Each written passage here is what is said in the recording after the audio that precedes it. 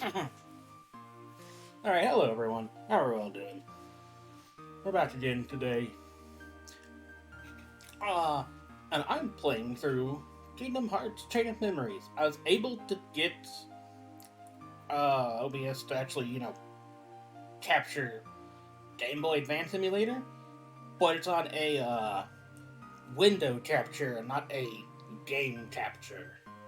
So I don't know if that's gonna affect anything uh at all actually.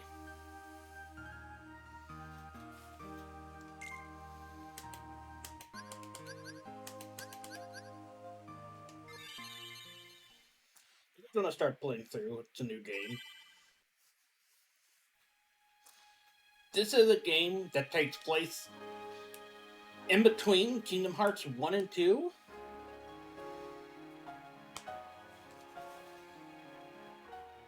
I think I'm going to turn down the volume a little bit because Game Boy Advance games are usually very kind of loud on their own because, they weren't meant to be played with something that had headsets originally, right?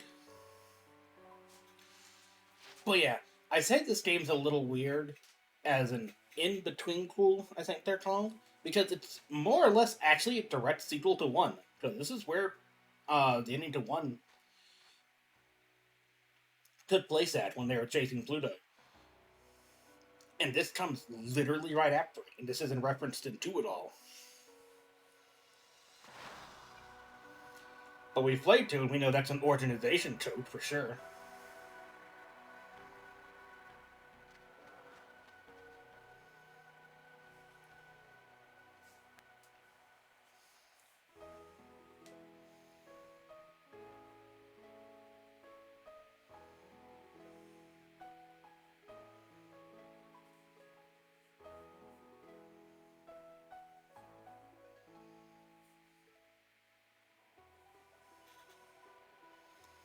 No, the entire game is in 3D. It is mostly sprites. It's just actually for a Game Boy Advance game, I think this is kind of impressive. These are kind of similar to the PlayStation 1 graphics of the game.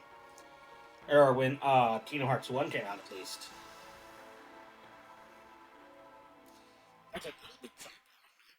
You know, so they couldn't make the entire game 3D. Not just be crazy. Retraining memories off.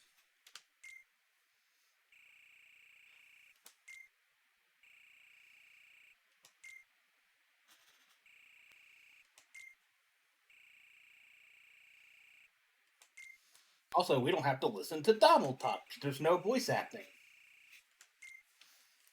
So, that's always a bonus as well.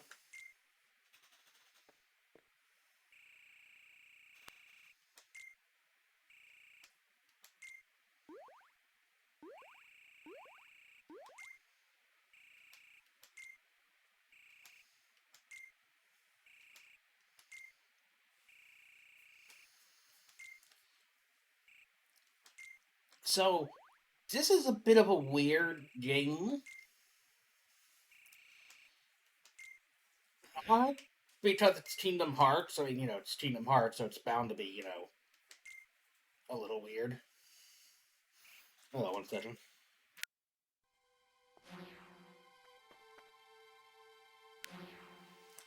Sorry about that. But, there's some games, I think, that have. I want to say this is essentially just kind of a retelling of the first game. But it's also kind of not. It kind of half is. If you, never had a PlayStation, and you're like, oh, I want to experience Kingdom Hearts. This game kind of goes over most of the normal story beats.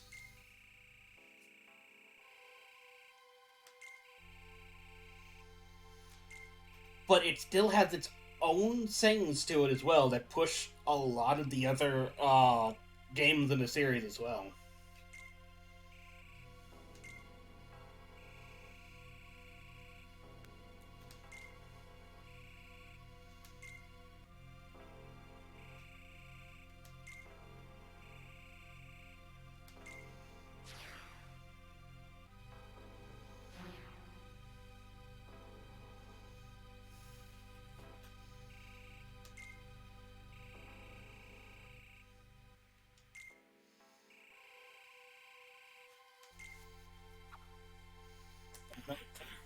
my greatest weakness.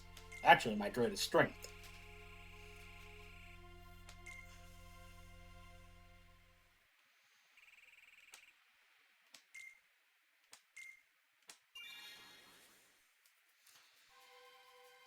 So yeah, a lot of the story of this game, as you're going through like the worlds, essentially, are essentially like kind of retellings. Like, oh hey, you met these characters in this game, and something like this pretty much happened. It's not a one-to-one, but it mostly is. Like when we go to Adraba, it's pretty much telling oh Adraba, Aladdin's first wish is to kill Heartless. Aladdin's second wish is to rescue Jasmine. It's essentially the same, whatever. But it's when the game starts to get to its end game where it gets really, really interesting.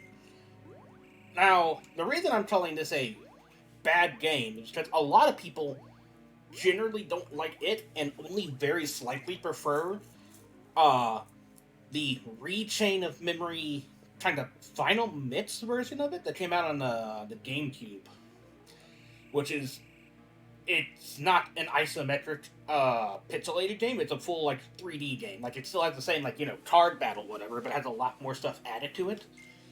But I honestly prefer this version for a couple of reasons.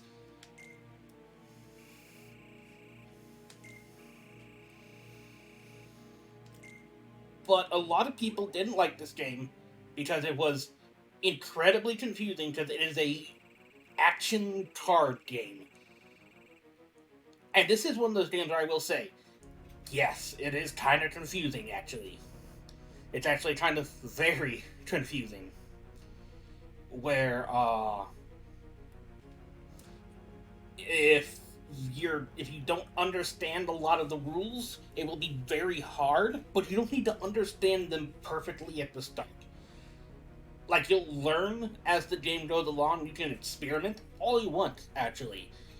But a lot of people just try to press onward, trying to, like, Joey through it. And I say Joey as a reference to, Yu-Gi-Oh!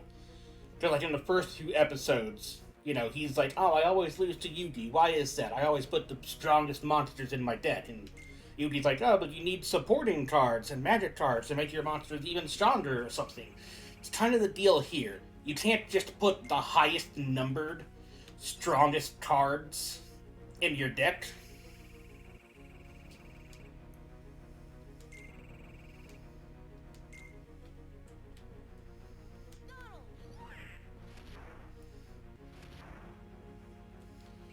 You gotta think about the order in which you put them, other magic cards, stuff like that. But that is stuff that you will learn as we go along. I'm not going to try to overwhelm people, which is why I'm not going into a massive overhaul here.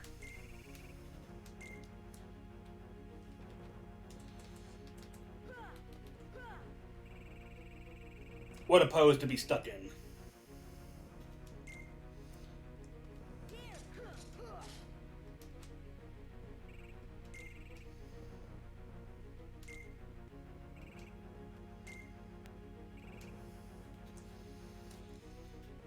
So, a little bit here. You can jump? What the hell? Hold on just 1 second. I do believe I've fucked up my controls somehow. I most definitely have, yeah. Clear. The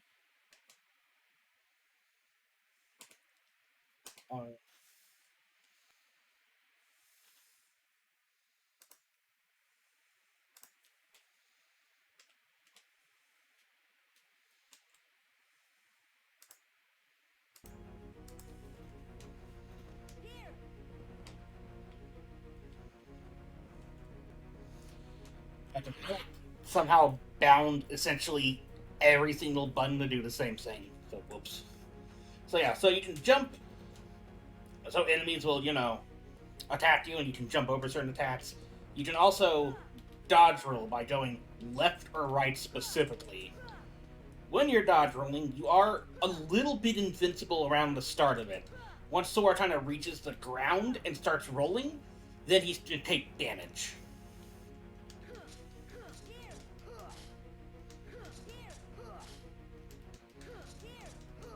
Oh yeah, don't worry about what the numbers mean or whatever. It's like, oh no, I'm out of cards. What now? I cannot attack without cards. How do we solve this?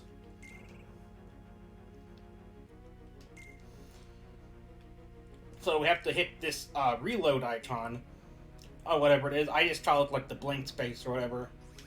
And you have to hold down the A button to charge it. But it doesn't decrease in its charge, which is another thing I'm going to talk over in a second.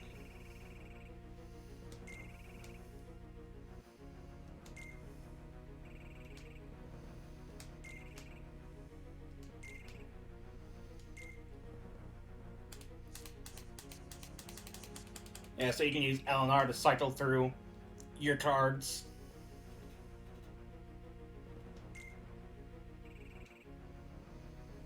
The first category includes attack cards, magic cards, item cards.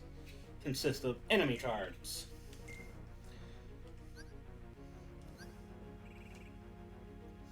So for right now, just completely forget about the concept of enemy cards. They're not good for us as of right now. They're good later, just not right now. Just forget about them.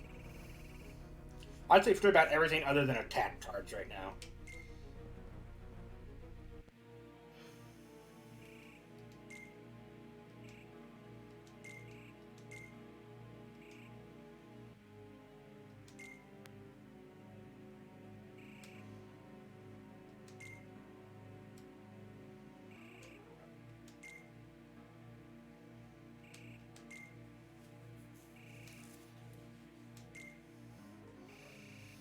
So now the question is, since we have played Kingdom Hearts 2 before, and we know who every member of the organization is, okay, we never actually, because we didn't play Final Hits, we didn't meet the Organization 13 specifically. Or we didn't meet the Castle Oblivion cast. Actually, yeah, so never mind. No one will know who this organization member is.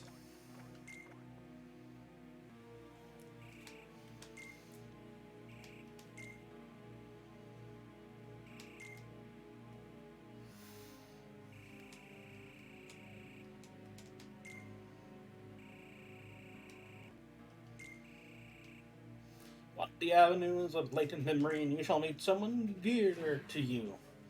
I want to say I know who that is, but they don't talk like that at all. So pretty sure that's Marluxia talking to us. And again, we have no idea who Marluxia is, not from 1 or 2.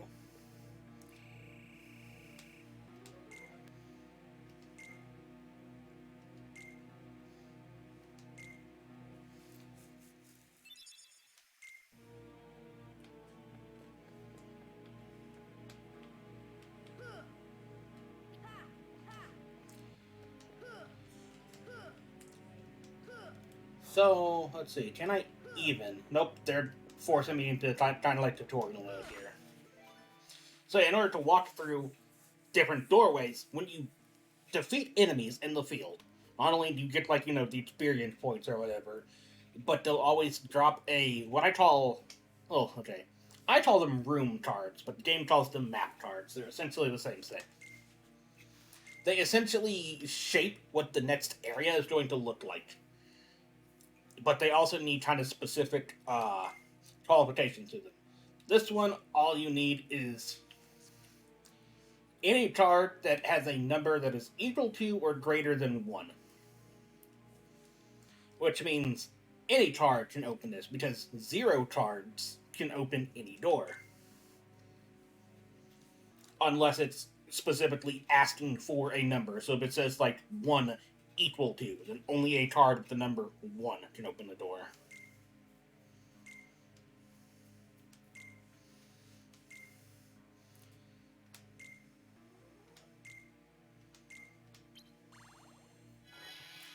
Now, right now, it's simple because it's only asking for 1 card. I think later on, for specific doors that progress story and shit like that, for bosses they'll ask for like multiple cards. So while you're in the environment,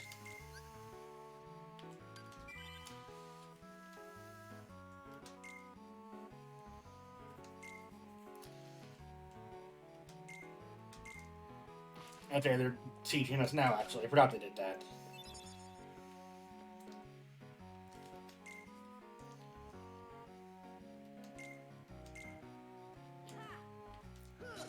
They're throwing a lot of stuff at us, so we'll do that. So when you attack an enemy in the field, it does the tiniest bit of damage to them, and all the enemies will, the first wave of enemies actually, will start off stunned. Now this game's different because, as you can see, when enemies attack, they use their own cards. Now I'll go over this a bit now, but essentially, when an enemy attacks, you can play your own card afterwards to counter it. So if I wait for them to attack, I card break them. What this just means is that I cancel out their attack. But if I'm consistently attacking and they try to play cards, and my cards have high numbers to them, then they can't attack. So only one enemy at a time can be attacking in this game, or one character, actually. So you'll find green orbs here, which restore your health when you hit things like lampposts, sometimes traits that aren't part of the background scenery.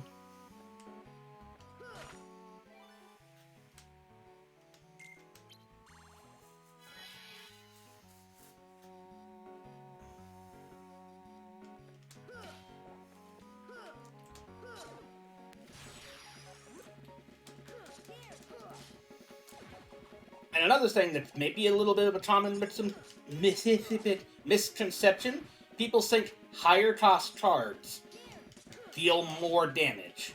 And that is 100% not the case, actually. The thing that causes the cards to do damage is the type of their cards. So, like, you know how in Kingdom Hearts 1 and 2, like, after a while you get different Keyblades that just, like, change your weapon up entirely? It's kind of the same here. We'll get Keyblades, we'll get cards that are based off of different Keyblades, and they have differing stats on a few things, actually.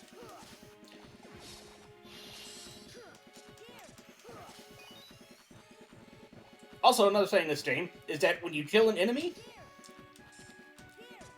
the experience is literally those little blue orbs that we see walking around. And when you level up, I love this when games let you do this. You get to upgrade one of three... excuse me. Three stats that Store has. It's HP. Now, there is a maximum cap to all of these, I think, except maybe CP. So HP is, very obviously like health. You lose all your health, you die. CP stands for card points, which means how many cards...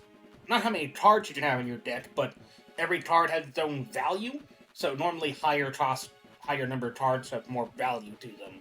So you could put an absolute shit ton of low-cost cards, like 1s and 2s, into your deck. Or you could put, like, just 7 or 8, like all 9 and 0 cards. But this is the most important stat, because in order to get better and stronger decks, you will need to upgrade this, as time goes on. And slights are something that's also very important. You can actually stack 3 cards on top of each other by hitting L and R at the same time, and it puts that card on the top corner. And when you have all 3, and you press L and R again, you play them all out in sequence. And it adds their value together. So if you put 3 cards that are 5, the total will be 15. So no normal attack will be able to counter that attack. And without this slight, it would just be, so as a basic combo, you would just attack 3 times in a row. But since we meet the criteria of all the attack cards are going to be the same, because we only have 1 attack card, just the normal Kingdom T, and the value would be anywhere between 10 and 15, we do a unique move.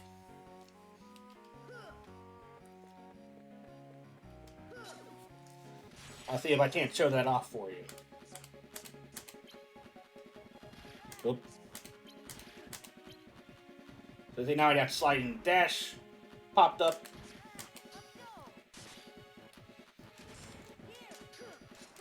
And that's actually a move that Sora didn't actually have.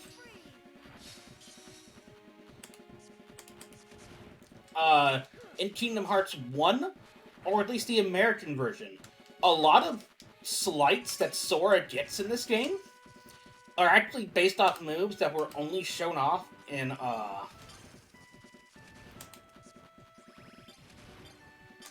the final mix version. So here's a little trick I want to show off. The highest number that your reload can get to is up to 3. So that means, like, I don't know, we're out of cards and this guy is trying to attack me or a boss or whatever. And you have to stand still for quite a while to reload your cards from, like, you know, nothing all the way down to 0. But like I said, you don't need to, like, your gauge doesn't decay at all. So you can, like, wait when there's nothing going on here, dodge an attack, and even better,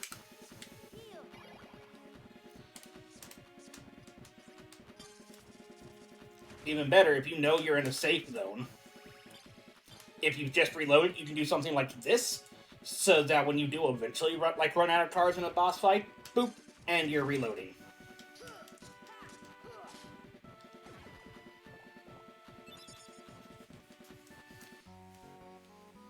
So yeah, it's kind of time management. Also, the overworld here is not,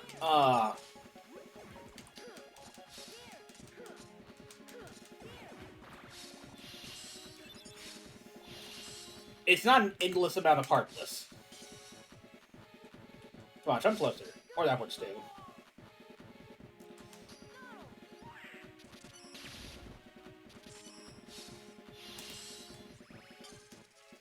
Goofy and Donald fail me.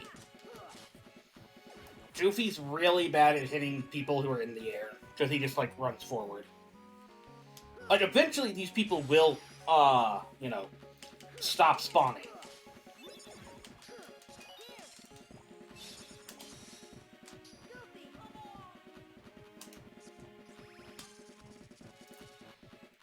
But I like this game because, I don't know, there's just a lot of good things about it. I like the idea of cards.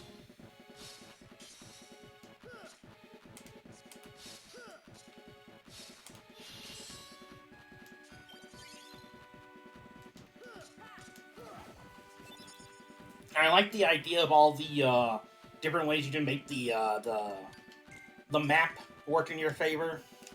The map cards, combat, building your deck. I liked the second playthrough of this game a bit more. Also, you can also stand on top of certain objects, and that causes things to appear from them. These red orbs are called, what are they, Moodle points? Yeah. In order to, like, buy new cards, you have to find a Moodle shop card, specifically. And those red orbs that you find pretty much only out in the field will, determine how much you can buy. It's essentially your money of the game, the Moodle points are.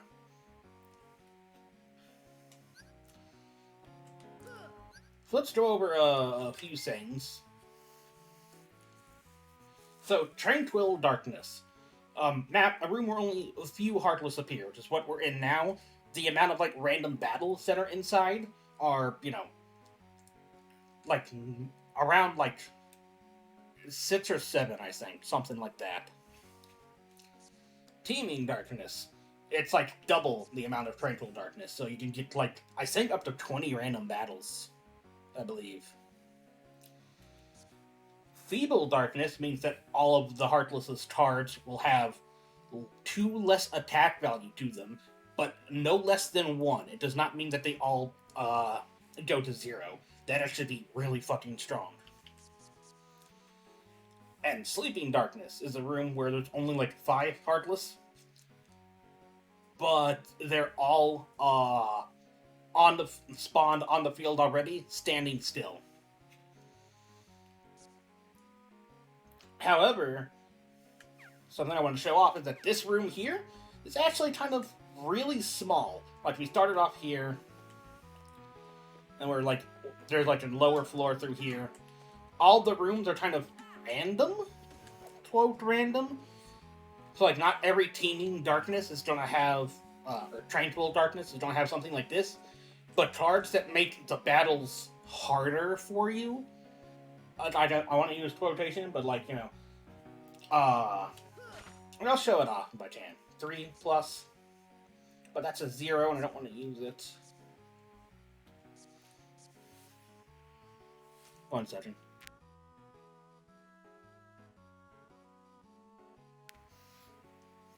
Sorry, back.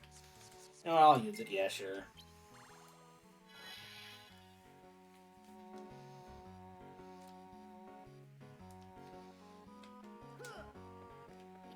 So not only is this room much bigger, but more Heartless Sphere on the screen at once, making it harder to, you know, move around.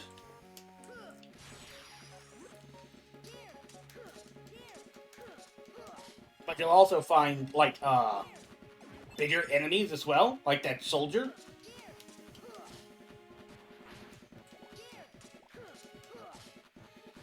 So trying to play the game easy doesn't really, help you out that much. Because bigger enemies are obviously worth, you know, more experience.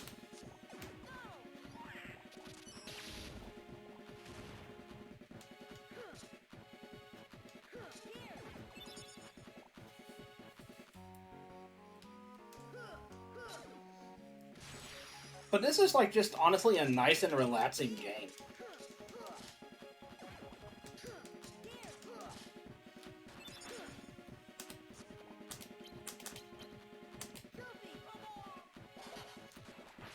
So that's a trick you can do. If you want to make sure something like Doofy or Kier goes through without the need to, without being countered, because some attack animations are very long. And that's like the danger to them, right? I'll show it off when we get here. Like, how long is the Doofy card on screen? Very long, because that was 0. It got countered by literally any card coming up, right? You want to make those cards safer to use. Put them in slights.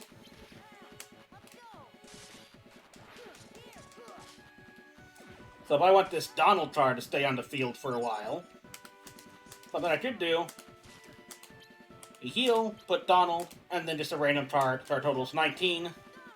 So we heal, and then Donald's 2 random spells are fucking heal as well. Okay, cool, thanks, Donald.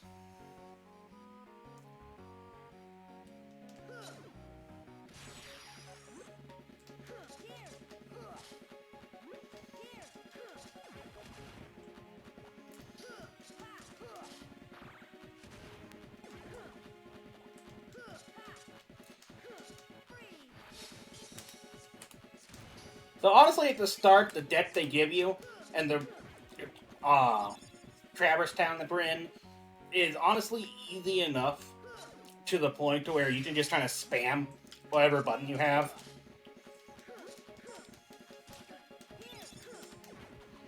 Because like the highest number of cards any enemy will have in this area is, I think, 4 or 5, and that's only from these Mage Heartless and the Soldier there. The Shadows only have, I think, 2. The number 2 maximum.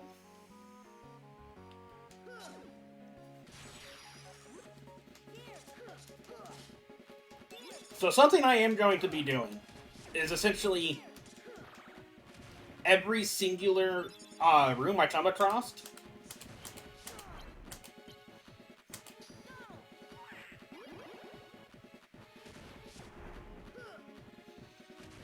I am going to be fighting essentially every Heartless I see. Not to grind, but to make it easier to explore. Oh, we actually got an enemy card. I guess I can show off what those do. So when you add...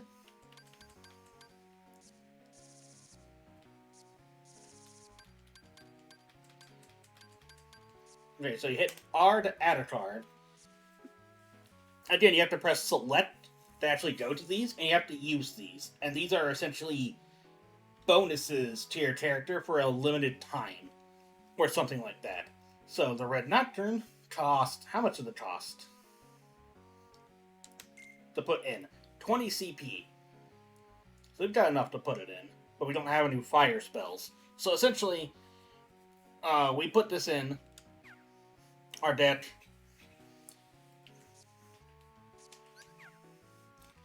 We'll hit select on the next battle to not bring up the map, but instead to bring up where our enemy cards would be. And our fire spells would do more damage for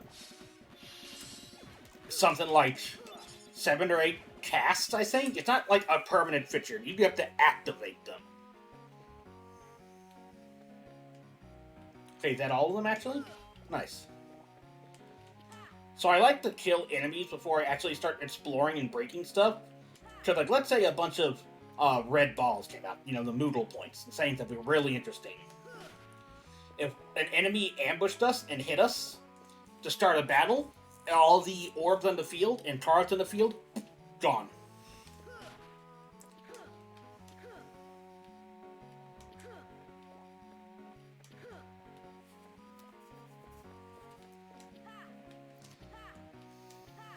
But we're only getting help so far. There we go. This is one thing I kind of don't like. I have to chase after the stuff. But it's like not that big a deal, I don't think. And trust me, getting Moodle cards is, or Moodle points is very important for later on.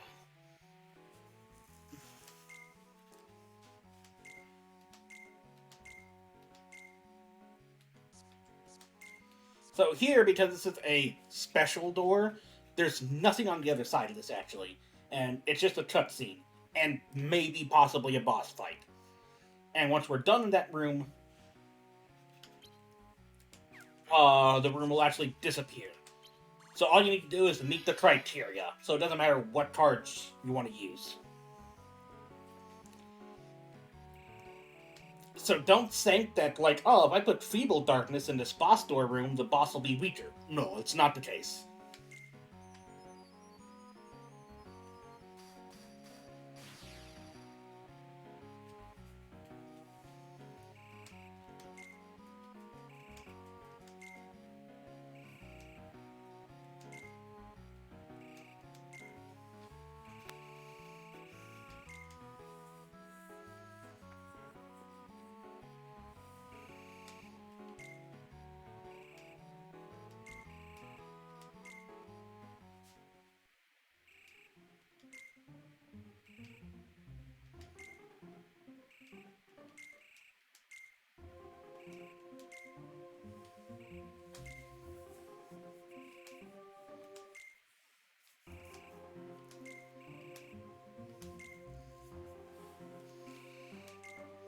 It's like, I do kind of like the little bits of the story here.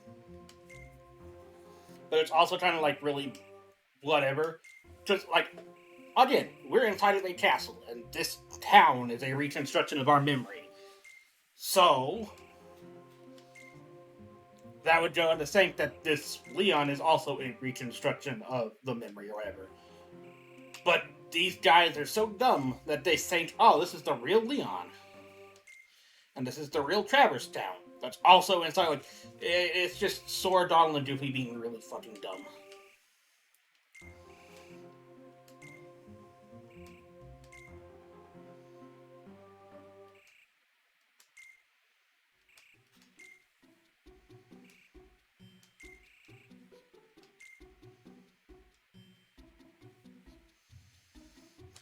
And I like how one of the 3 sprites that Leon has in this game is him doing the whole holding his head thing. Because that's all he ever does in any game he's in. Is complain and go, oh my god.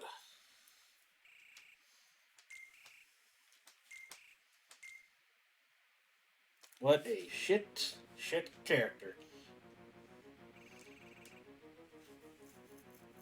Alright, he's trying to teach about, like, basics. So again, I want to point out, when he says stronger cards, he does not mean, like, the actual damage that they deal. 3 0 cards will do the same amount of damage in a combo as 3 9 cards. Oh yeah, that is how this works. So, he's, like, continually playing a 9 card, so all of our cards are losing.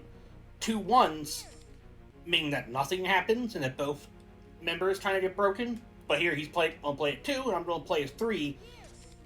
So I beat his card.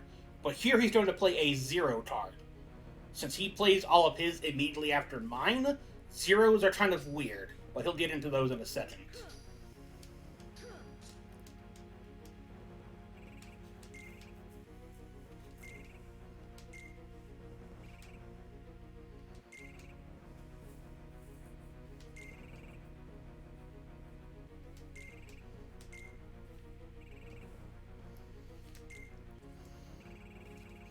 No matter what card the enemy plays, you can break it with a 0 card, because 0 is the lowest number, obviously. No, wait, I got that backwards.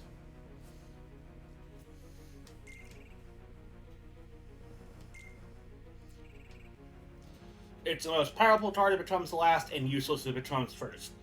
So that's what it is, yeah. If it's out on the field already being played by either an enemy or you or whatever, it breaks anything. Or anything can break it, because it's 0. But, so bosses will also use slights, where they, like, put cards together and their total will be, like, above 9, generally. And the only way to break them is with 0 cards, or making your own stronger slights. But it's better just to use 0 cards to break them. You can still avoid boss attacks when they're, attacking like that. But sometimes if you have, like, a couple of 0 cards just out in your deck, randomly scattered around, it's better to, like, fish for those using the LNR. And they're like, oh, this boss is using a really big attack, 0. And it just stuns the boss, and then you continue on with your combos normal.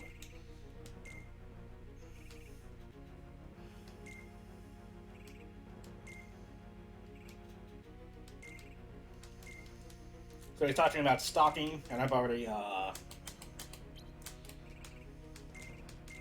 talked about this.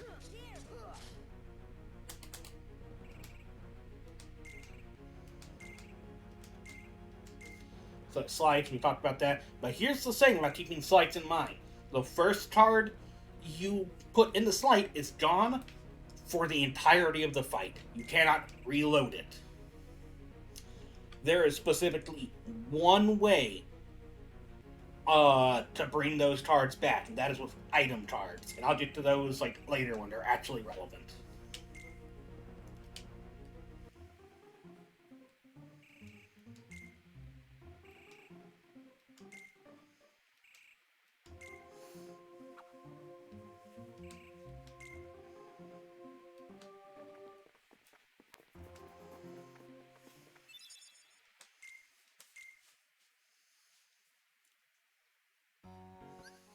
Now, something that we already have slights for.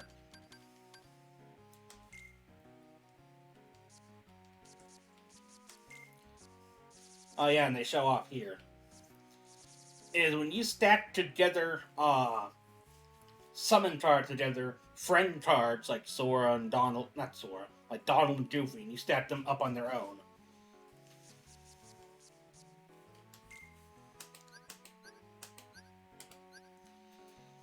So yeah, like Donald, when you play him by himself, he will cast 2 spells of either Fire, Blizzard, Thunder, or Cure.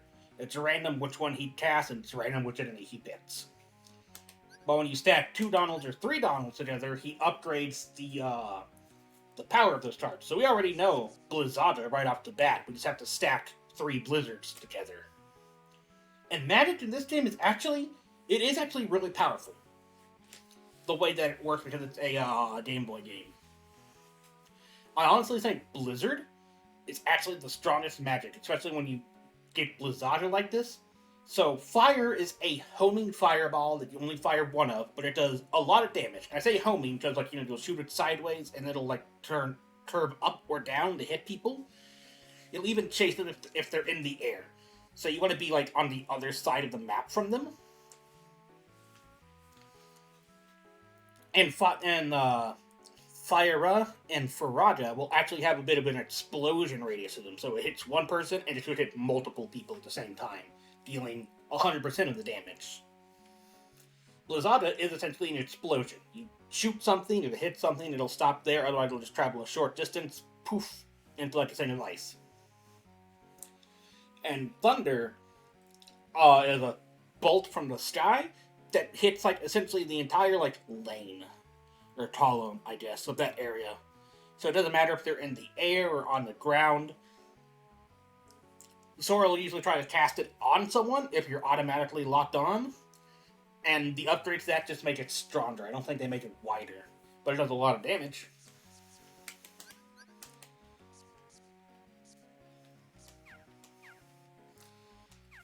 So yeah, you already know, like, when you stack certain magic cards together. Magic or summon or special cards together, you already know some slights to it. Oh, another tier that's really fucking good. Getting any kind of tiers in this game is amazing, because again, you can stack tiers on top of each other with Kira and Kirada. And again, the number on the card does not tell you how strong it is, just how many you've stacked together. So essentially, the more tiers you have in your deck, the more Kiradas you have in your deck. And then a Kira, and then one tier.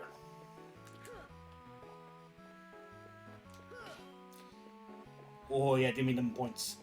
Give me them points.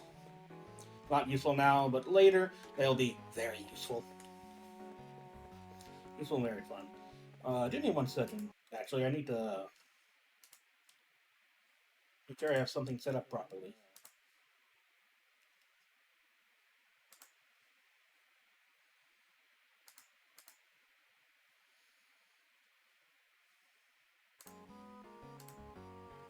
Right, there we go, sorry about that.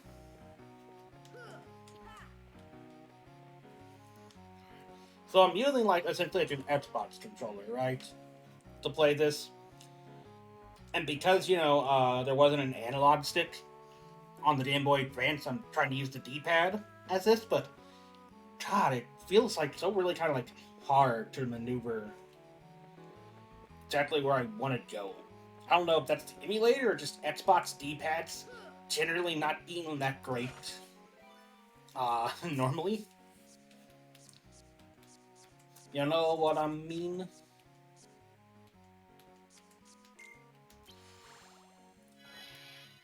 Yeah.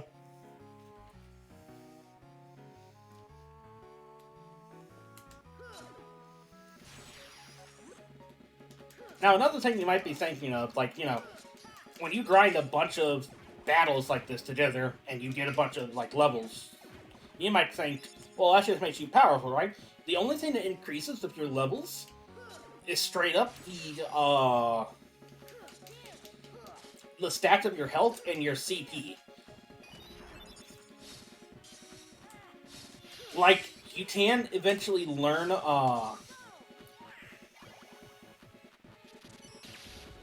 sleights as well, and they're based off of, I think, your total level.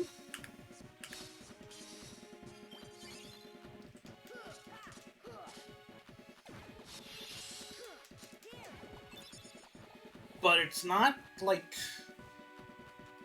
I'm level 5 right now. The next time, like, as you can see, I can't get the next sleight, yeah? But I will be able to when I'm at level, like, 7 or 8 or something.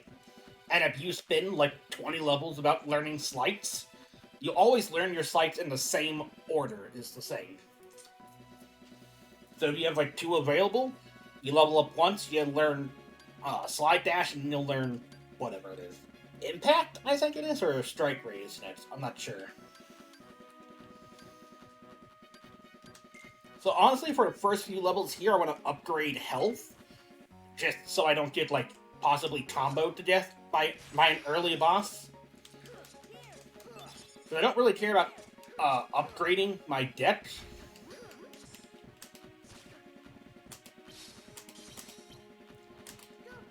For a while, at least.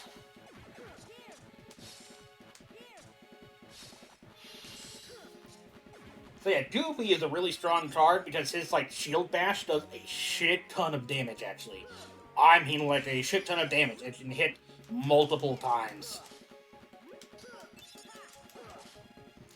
So if you can get like a really high Goofy card that just randomly pops up like that, or multiple Goofy cards, it's really hard because if friends drop, it's completely RNG. You'll normally always get at least one during a battle, but I don't know what causes them to drop. I don't think there's any rhyme or reason to it.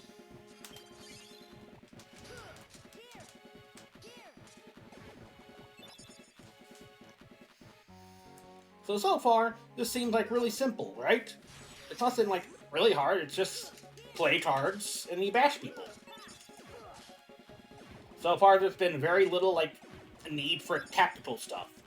And the normal battle systems, the normal random battles, don't need a whole lot of thought behind them. In later areas, possibly.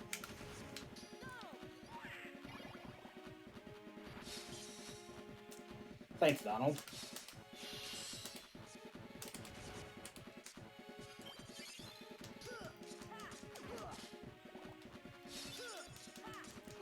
Yeah, Donald's kind of useless in this first area where there's a bunch of like these guys who absorb, like the blizzard guys absorb ice magic, obviously. And the fire guys absorb and heal off of fire, obviously. Donald has no thought about that, and he will cast fire multiple times on someone who absorbs fire.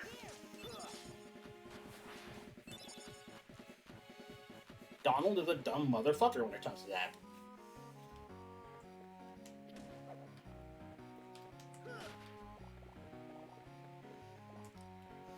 Something else you can do as well, if you do want to actually grind. But you're like, well, I've already put down a door and killed. Because if I go back to like these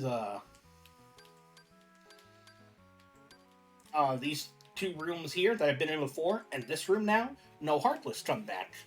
Like I can go back there and maybe like hit items and boxes and whatever, respawn and get a few more cards and like some health or whatever.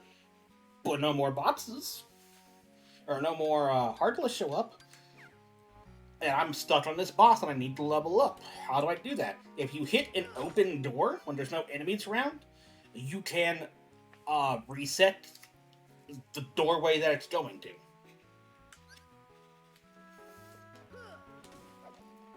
So if you want to make a room a save or whatever, like, this way, so I want to go and make a save, but I don't have the card for that.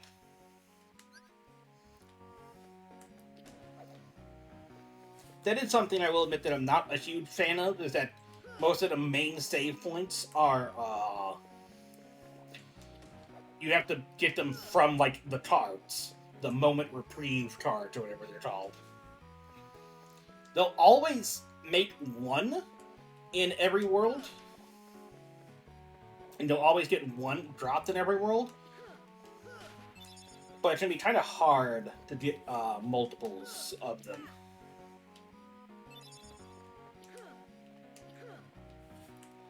Oh no. Oh, hold on. I can feel so much shit about to fall into my eye. Oh no.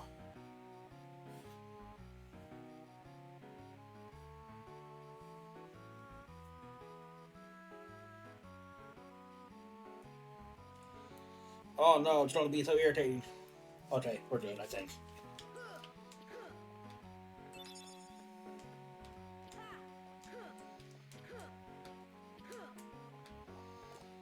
Checked all of these, haven't I?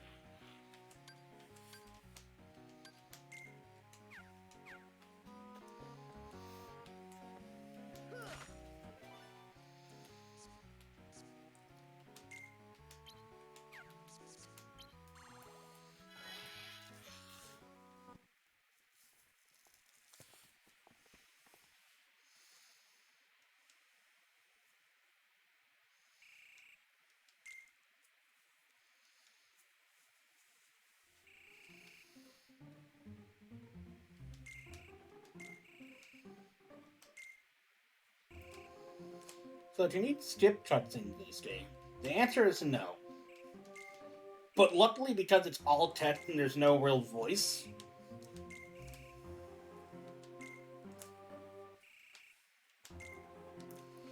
you can just like kind of skip through, and the only thing you have to like wait for is like animations and things like the ellipses there, or whatever.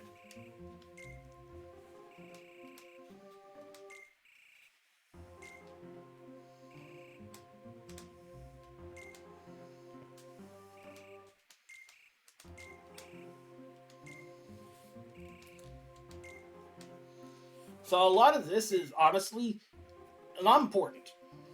Like, you can take all the story stuff out of, like, not Hollow Bastion, Traverse down here.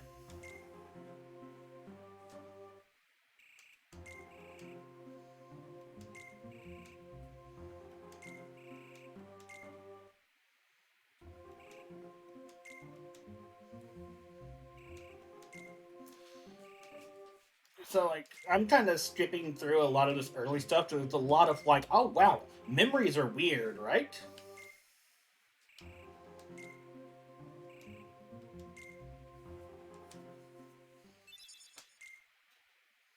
Yeah, another thing that's a little bit, oh, no, I'll talk about it later when it's more important.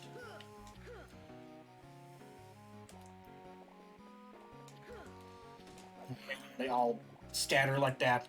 The big ones are worth 5 points of either health or moodle points, and the little ones are worth 1 each. So when you see a bunch of bid things, bid orbs scatter around, you want to collect those if you're low on health. Or whatever. Oh, that's a lot. That's what I like to see. How much do I have? 430. I'm not anywhere near enough what I want.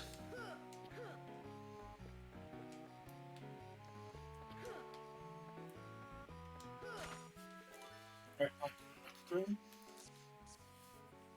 let's see. Now, generally, when you have to use this key, the key to truth, that's when the boss will happen. But there are some times when you'll fight mini bosses or the actual boss itself in the second area you go to. And in the third area, it's like, closing cutscenes or whatever. So don't think that every time you see the key to truth, or think that the third area is going to be the boss. But it generally is. Now, I'm not using any of these meeting grounds because I want to save them for later, because eventually, again, all here, all of the doors are like 1 card or like 1 criteria. This has to be higher than 2. Eventually, the game will ask for a card that's higher than 2, but that also has a green border around it or a blue border around it.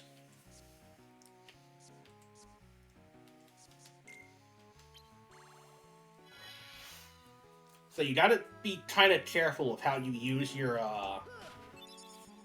whatever. So yeah, see, the Sleeping Darkness area here is so... There's like 3 battles here. And all of them are against very weak enemies, so you don't get a lot of experience. And there's not a lot. Hey, Pluto, how you doing? And the area itself is also small, with like barely any breakables. So if you want like more Moodle points and more experiences, whatever, you know how to use cards to make bigger rooms. Oh god, my eye. Despite my efforts, whatever was about to fall in my eye has fallen in my eye, and now it's irritating. How you doing, Pluto? Everything's going alright, I hope. Donald, you don't help, or you don't cheer me twice? What do you know? You actually helped.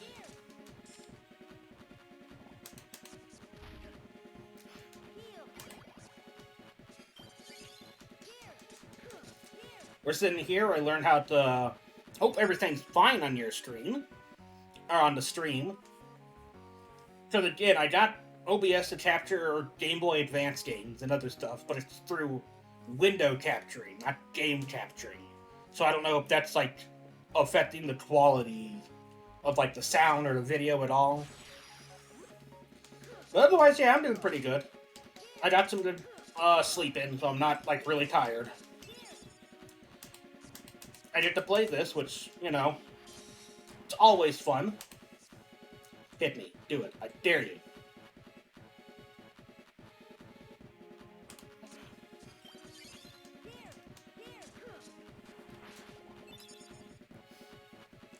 But yeah, this is the first game in my bad game series that I'm trying to do. Hit that command for me, why don't you? Show the chat what it does. That is in the title. Yeah, I did put that in there. The command bad game. Yeah, I'm really glad it's working too.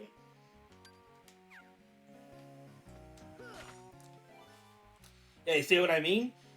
Like now, like normally it was like, oh, just any card that has like 2 or more to it. But now it wants specifically a card of a drain border. Doesn't matter the number. Just the border. Okay, so anyone can use that and not just me. Nice. Oh, 1 second.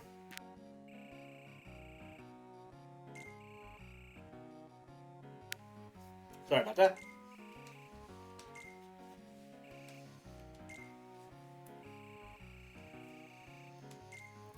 But yeah, like, some people want to say that Chain of Memory is the worst Kingdom Hearts game. I mean, before 3 came out. I want to say that that's not true. Like, yeah, like, some people don't want to be tactical and shit, right? And I can get that. But as a game itself, the card mechanics are actually really quite, I don't want to say intuitive, because they're kind of not, but they're fun when you get the hang of them. And it's not that hard to get the hang of them. It's one of those things I have a problem with a lot, where like, oh yeah, I've played a bunch of games before. This, whatever. Super Mario RPG? I can see the art style, kind of, yeah.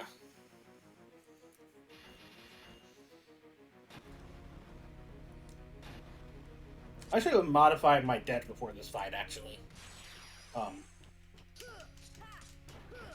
it'll be fine. So, during boss fights, when you break them, you'll get this special... Well, you can't see it when I'm paused. But that special Mickey card that it looks like a friend card that has a symbol, it will always be a 0 card. It will, like, stop time, and it will change the battlefield or do something heavily in your favor.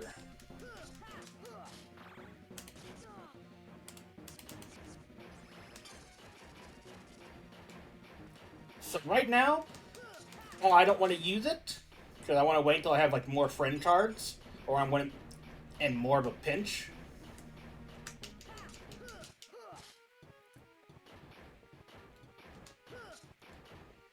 I also want to, like, not, rely on this stuff. Okay. Do that, and I'll do this. So Goofy's going to do a lot of damage to the feet. Donald.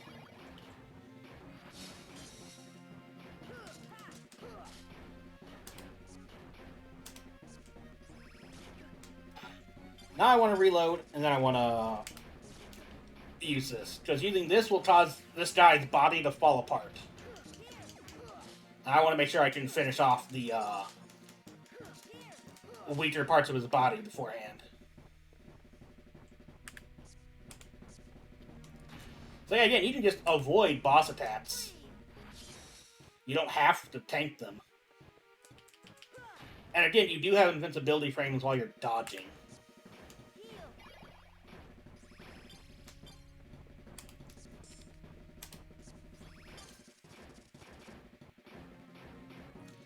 Game Boy SP? God, I remember having a Game Boy SP. It was such a fucking lifesaver. I will tell that story 1,000 times over about how my bus ride home from one of my schools took literally, like, almost from school ending to me getting home about 4 hours. So, like, school would end for me. School would end. And, like, by the time I got home, school would end at, like, 2:15. And by the time I got home, it'd be, like, 6 o'clock. So I just played a shit ton of Game Boy Advance games. This was one of them. Uh,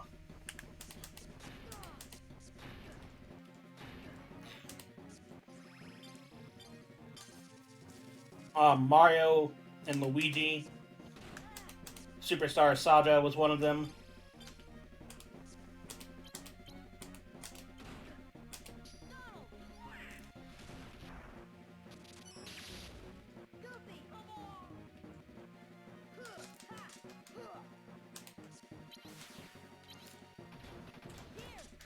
I didn't live very far away at all. It was the same. Okay, is that the end, actually? Yay. Another thing that's important is that when you kill a boss, you always get their enemy card. But so the way that it worked is, give me a second, I need a drink real quick. Yes, I am drinking out of a 2-liter because that's all I have. Only available. Weird, you can barely see 2-liter at all through the camera, can't you? I'm holding on to nothing. I'm drinking out of nothing. Ooh. But no, I didn't live that far away. But the school I went to was technically considered a charter school, I think.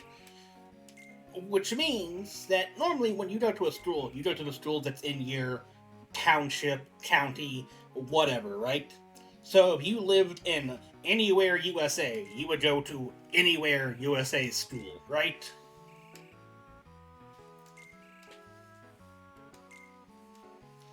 That's how that worked. But certain schools, like whatever you go, whatever. In order for me to get to my school, I had to take the bus to my township school, and then I take another bus there to the charter, which during the morning was fine because I was like the only kid there. But I would go back and like pick up like one or two kids along the route. But the way that it works going home is that my bus specifically, I forget the exact way it was like. Sometimes my school was for other people in different counties or whatever. There was the first ones to get. Ours was the last school to get. Because different schools had different like out periods. Like oh, this school ends at 2:30. This school ends at like 1:50 or something. Yeah, right. Something like that.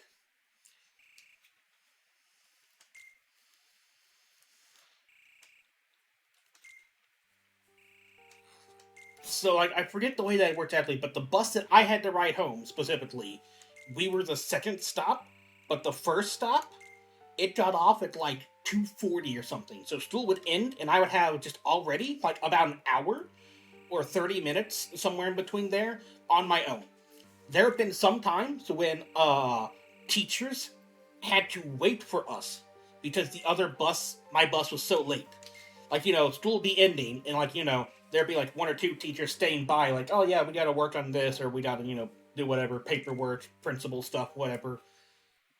But there always had to be like one teacher waiting for kids to leave. So there were some times when there was just like a teacher kind of just sitting in a chair out front waiting for the bus with us, and like, God, why aren't you kids home yet? Like, not mad at us, but just like I want to be home. You guys should be home. This bus is taking a long time, and I'd just be sitting there playing my Game Boy, like, yeah, I hear you. I was the second person on my bus going into it, and I was legitimately the last person off of it. And it's not that I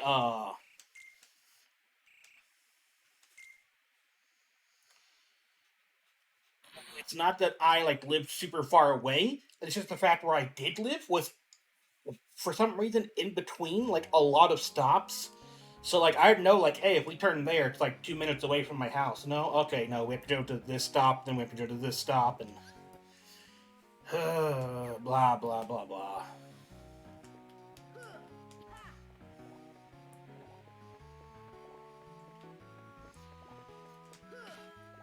So yeah, waiting on the bus, waiting for the bus, and then waiting on the bus. Like legitimately, I would take naps on the bus to go home. So, like, after about a year or two of that, my mom finally said, you know what, that's a really dumb idea. I'll make sure that someone's always there. If it's not me picking you up, I'll make sure it's, like, somebody else.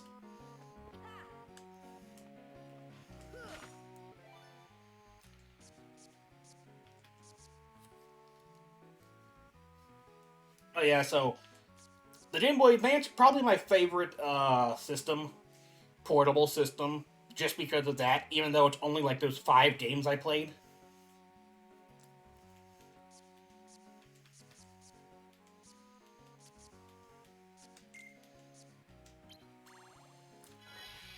I'm gonna use this just because I have so fucking many of them.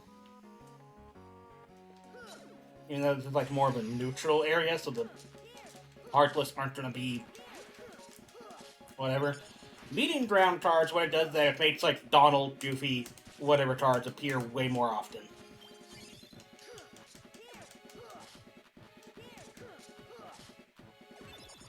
Ding. Hey, another Heartless card. Did I start adding those?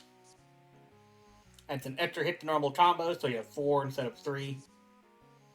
Slightly extend the range of card attacks, which is decent. Yeah, the Game Boy SP was foldable. It had the light built into it, which was fucking amazing. That just kind of goes to show like how much technology has advanced and maybe how old we are. It's like, God, even playing on the original Game Boy Advance, if it was dark outside or too bright outside, you couldn't fucking play your game because you couldn't see.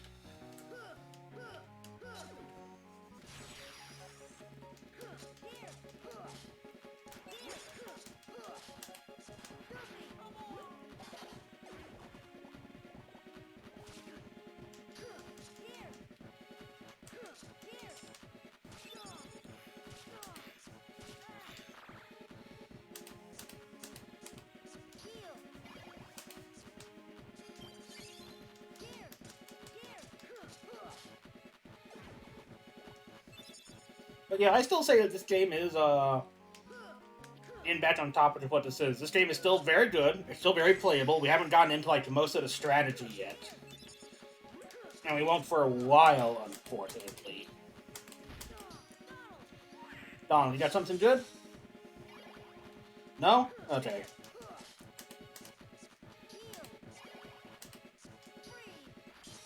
I'd do it myself then.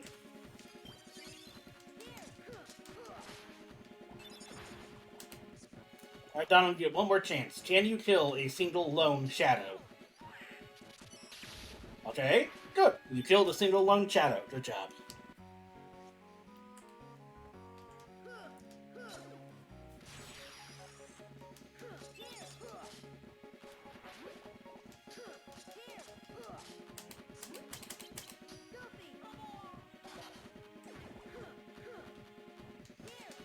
So a neat thing about using friend cards like Goofy or Donald as the start of a slight is that you can still get more of them. Because remember, when you put a like I'll reload and I'll show you what I mean.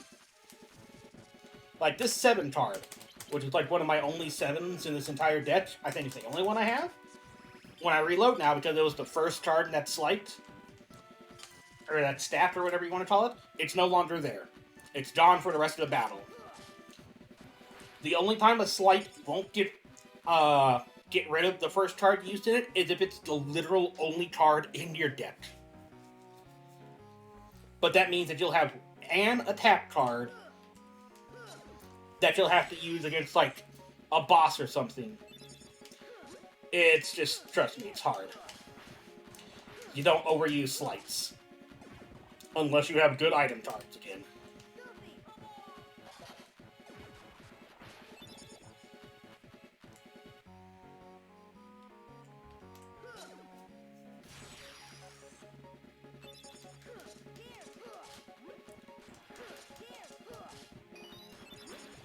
Okay, so let's see, what else is going on? Oh, I did, I was finally able to upload,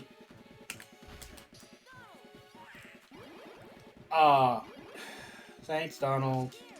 I was missing 2 health, but really appreciate you healing me twice. You get one more chance. There you go. I uploaded at least half of my Gunfire Reborn stream up to whatever. Like as a character or just like in this game? Because the answer to both of those is Goofy.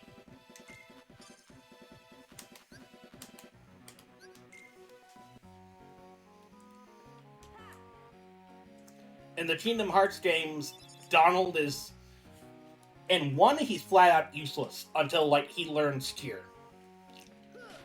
Because he has like zero health and he'll like be consistently dying, even on normal mode. Because he'll use all of his MP and then try to whack people for 1 damage and then just die consistently. And the only way to get MP back in that game was to hit people. But because Donald would die every time he tried, after he blew his load at the start of the battle, worthless unless you gave him and pumped him full of ethers. So here we have a special door that's in every. A version of this is in every level in the game. Give me just 1 second.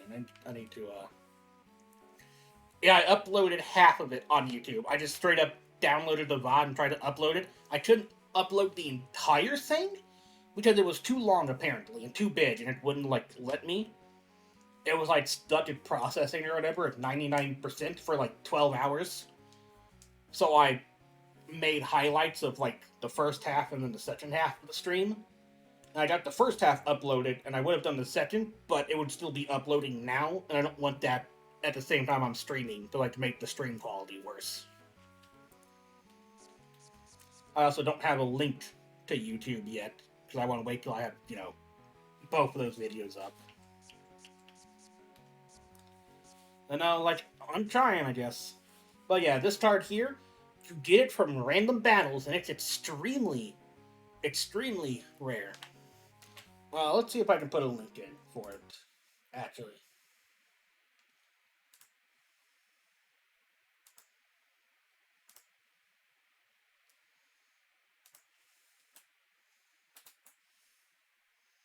Nightbot, will you cancel my own link if I'm the person doing it?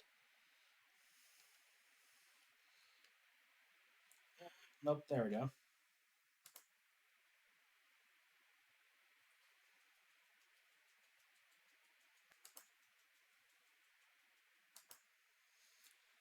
So yeah, but again, I'm making the that essentially just a VOD dump. I don't know how to edit or anything. But that's hopefully that people see that on YouTube and then come to Twitch more often, right? But yeah, this treasure card has a 0.001% chance of dropping at the end of a battle, I think. And there's a treasure room in every level of the game. And inside of that room is a treasure chest that unlocks essentially a new type of card for you. Sometimes summons are behind there. In this one specifically, you unlock a Keyblade based off of Leon's sword. It's fire elemental and is. Let me talk about how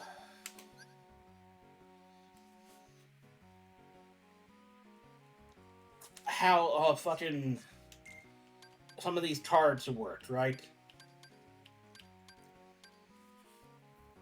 So you have the Kingdom Key. It has attack D, swing speed B, and recovery also D.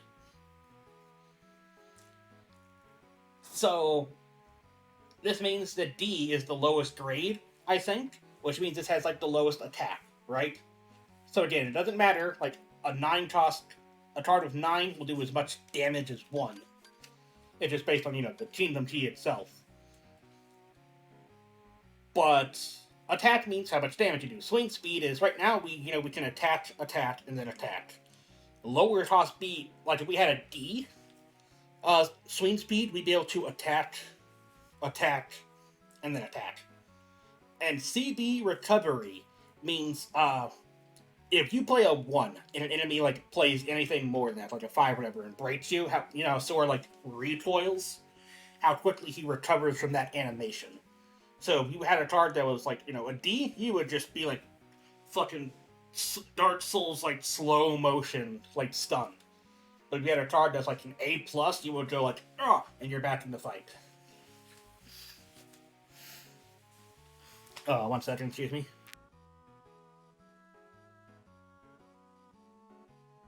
There we go. Thanks for that, Pluto.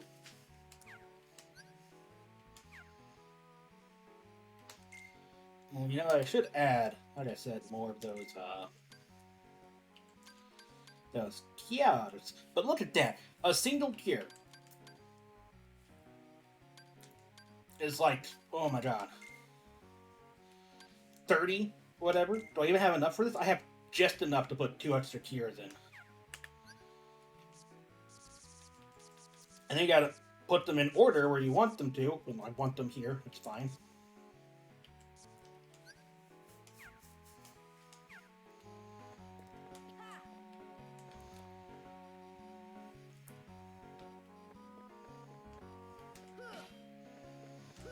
Yeah, like, this is the part I think people really don't like about this game, is the deck building itself, because it can be confusing, but that is also one of the main reasons why you want your default level up reward to be card points. So that you can actually, like, put more than, like, 1 or 2 cards in your deck than what's default and baseline.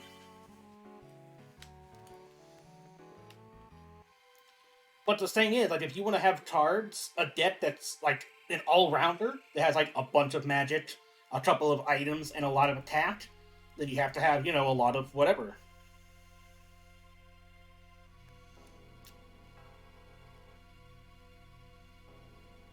I don't believe your actual name is Brock. Like, the only way I believe that is if your parents were really big Pokemon fans and they wanted you to have a really, really hard life. Like, they were, like, in spite of you before you were even born.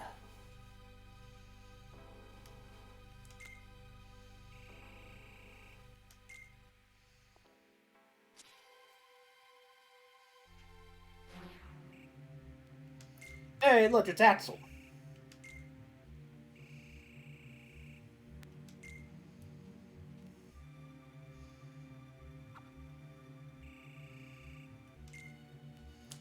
So yeah, the hooded guy is Marluxia. At least I'm 90% sure, because it doesn't make sense that any of the other organizers in the tower would be talking to us.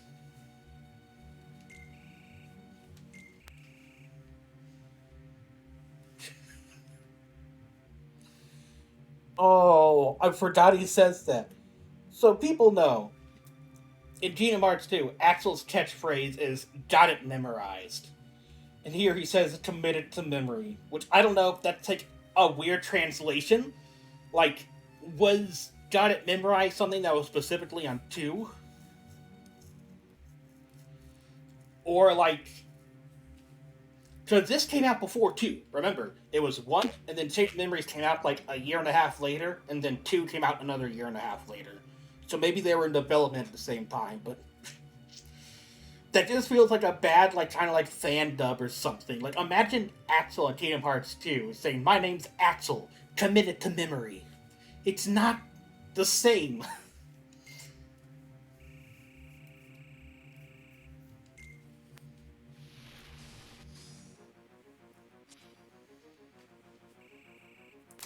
Nope. Also, yeah, you get fought in boss fights in between, I think, every floor of Castle Oblivion.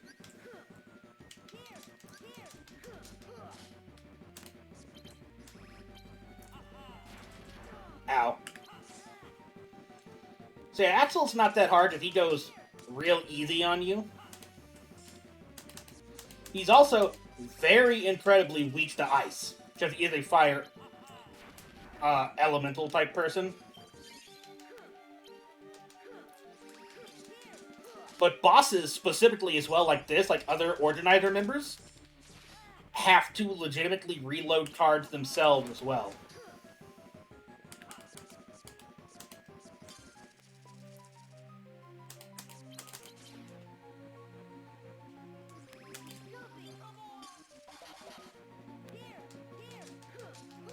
So you can attack them when they're reloading. And they also lose their cards from using slights as well. It's just that they generally have items to help them replenish those cards that are lost.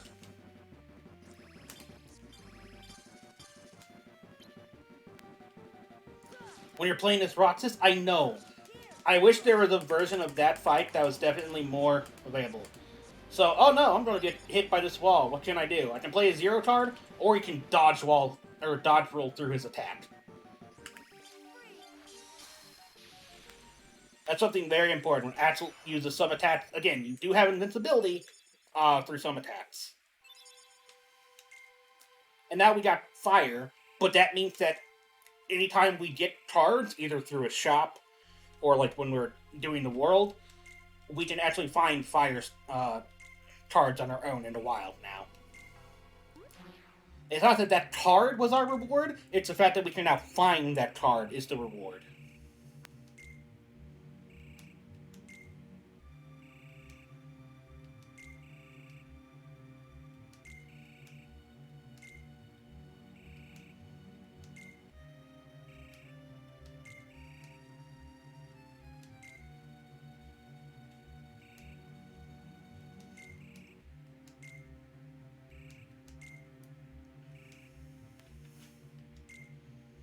You've forgetting.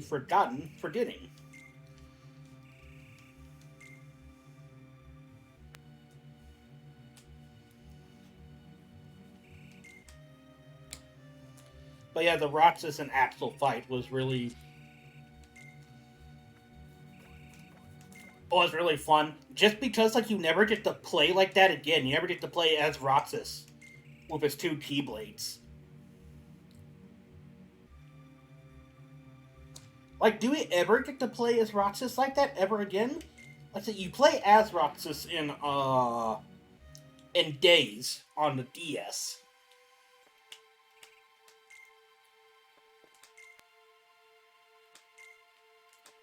But you don't actually, you play like normal Roxas in like the start of whatever.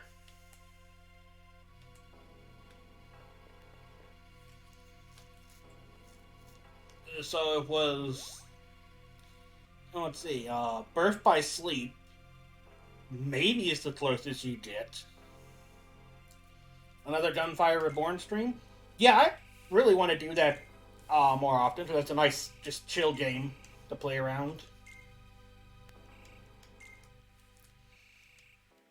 If I can get people to, like, buy it or whatever, or again, you know, whatever, I'd be up for, like, doing a couple runs with, like, you know, viewers as well. Kingdom Hearts 3 near the end? Yeah, but again, that's just like a, like, you know, one-time little deal.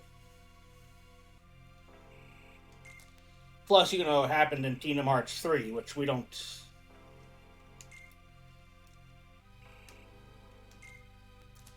talk about Kingdom Hearts 3. Like, I don't say Kingdom Hearts 3 is a bad game. I really don't. It has, like, the heart behind it, you know? On a, like, kind of ironically. But more so is that you can tell that Disney has an iron grasp around the game. Because the same that made Kingdom Hearts wasn't the Disney stuff, honestly. Like, you can take out the Disney stuff from all of the Kingdom Hearts game and still be left with, like, 80% of the actual story. But Disney wanted to push their own stuff on it, and, like, their own agendas onto the game. That it just made 3 really bad. I think.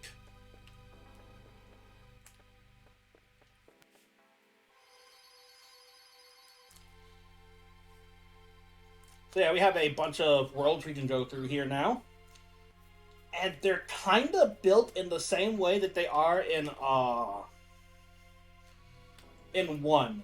Meaning that if you go to Halloween Town right off the bat, you're gonna be in for some fucking trouble. Because the enemies there are like I don't want to say a much higher level, but they are genuinely harder than they are here. So the correct order to go through would be Wonderland, Olympus, Agrabah, then Halloween Town, then Monstro, I believe. I think like these two are similar in strength and complexity of enemies. But I actually want to go to Olympus Coliseum first, because we get the best card in the game in Olympus Coliseum. I will say something I do like and also hate about Kingdom Hearts 3 is near the ending when you're fighting a bunch of like the villains along with like friends or whatever. Like the reunions in those games at the end, like when you have like the three when you have Terra, Aqua, and Ventus reunite. That was fun. I legitimately cried when you get Axel, Roxas, and Shion back together, and they were like all hugging each other. That's Oh my god, that's like the one of the highest points of any Kingdom Hearts game ever. It was just so good seeing those people back together again. I legitimately cried during it. But then they also wanted to pull like a fucking Steven Universe and like, oh, all of the bosses we fought all along aren't evil. Xehanort's Heartless isn't evil. Ansem wasn't evil. They were just misunderstood, and they went around trying to make their goal to make the world a better place the wrong way. Like, fuck off.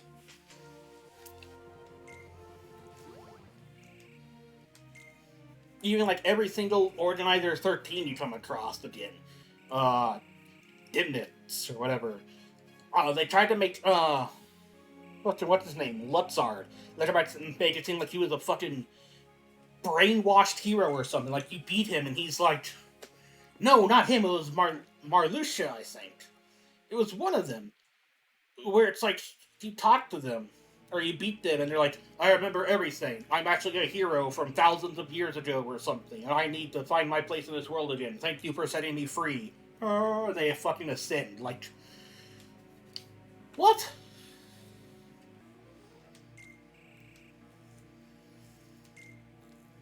And yeah, the deck building is fun. Something you can't do in this game if you want to. Again, like, because it's a deck builder, you can, like, take out all of your magic cards, actually, right?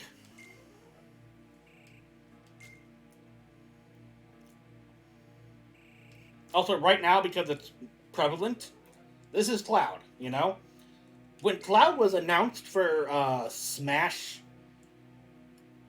for the Wii U, right? Yeah, it wasn't Smash Ultimate he came out, it was the Wii U. When he was announced for that, people were like, but Cloud had never been on a Nintendo console. Technicality. Yes, he was. Very, very technicality, but yes, he was. I mean, you could also argue that because this is like, memories, that this isn't the real Cloud, but it's still a Cloud. It's not the Final Fantasy Cloud either. It's, the Kingdom Hearts Cloud, but it's a Cloud on a Nintendo console.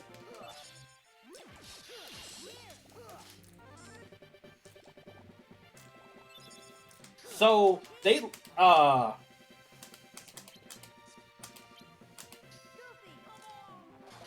boom. I think at this point, Disney, like, lost the licensing and rights to, the Tarzan world, which is why Tarzan never appeared in any other Kingdom Hearts games. So it doesn't appear in this game either. Oh yeah, I know, it's a Super Smash Bros. Melee. I'm not one of those people that think Melee is, like, the best game ever made. But I do admit that it was, like, a really good game. Without Melee, we wouldn't have Smash, where it is now. I will admit that.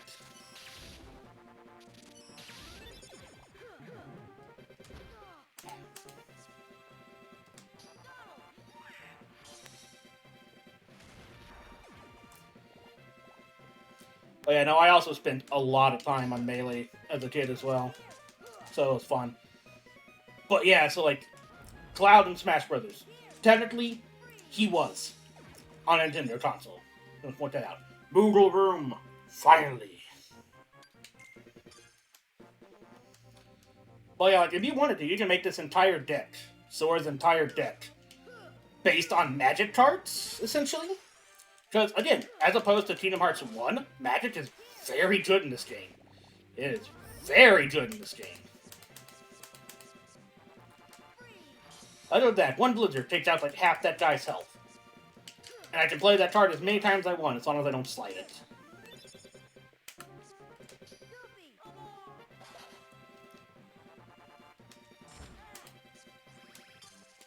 Ooh.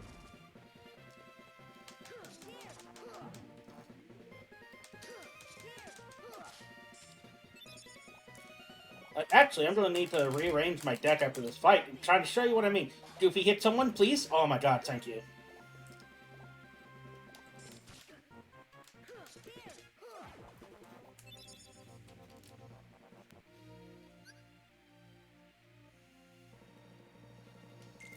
So let's see. Let's remove some cards. Like, I don't need that 7. I want to keep the 6, though. It's the same. And we're not in a point where I'm going to be needing health and fights a lot, so I'm going to remove that, and I'm going to remove the potion as well. And now I'm going to add...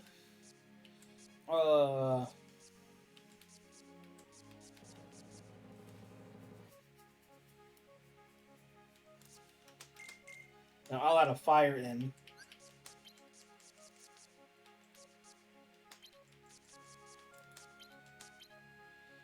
Oh, there's like a shortcut to do this. I hate this when you move like a card from the middle of the deck, and you have to like fill it in. There we go. That's it. You just double click it, and it just removes that gap and moves everything up a stack.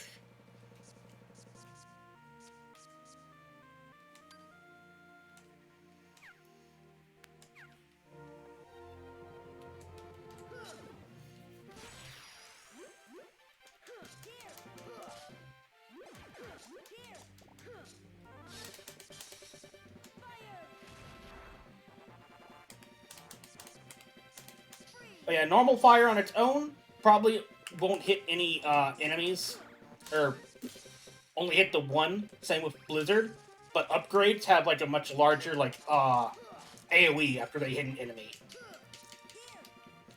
You still have to hit directly with fire to make it actually, you know, hit and deal damage.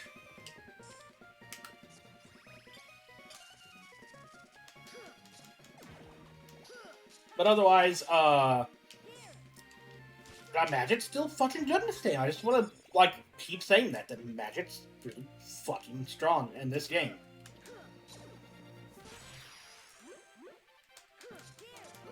Also, it may get a little bit annoying, but, all the enemies you'll see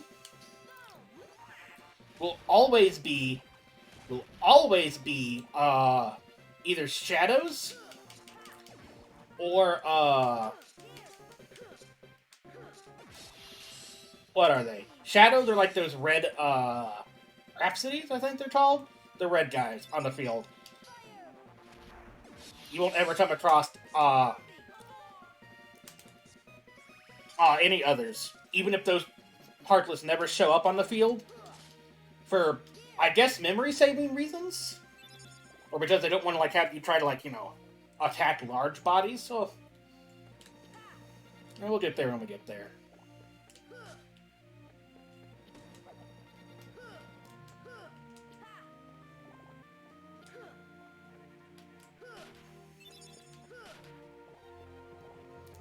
Another tier, which is just really good still. The fact that we have 4 tiers now is enough to last me most of the game, I think.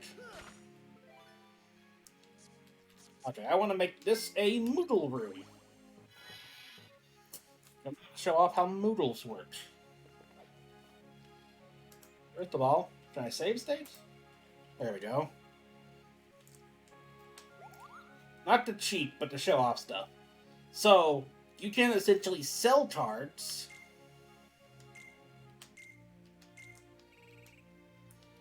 Right, every time you make a Moodle room, you get a free card pack. That's almost always these things, I think.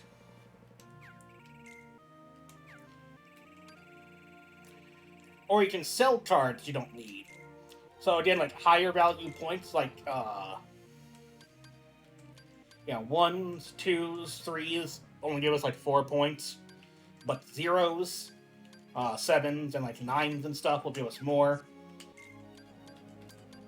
So like honestly, selling these two like 0 tiers will give us a lot of savings. You don't want a 0 tier, because tier casts takes a long time to cast. So I'll get rid of just one of them for now. You can also sell enemy cards, but I wouldn't recommend it because you never know when you might want to use them again. And they're very, very rare to come by. Moodles are really weird. I love them. I don't like this type of Moodle though. The classic Moodle with the closed eyes, the big nose, the little wings, and the big palm on top. One second.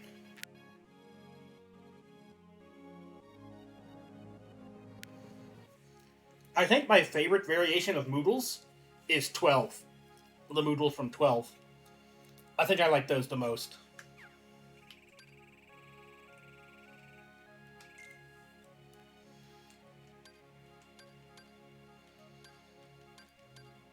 Here are,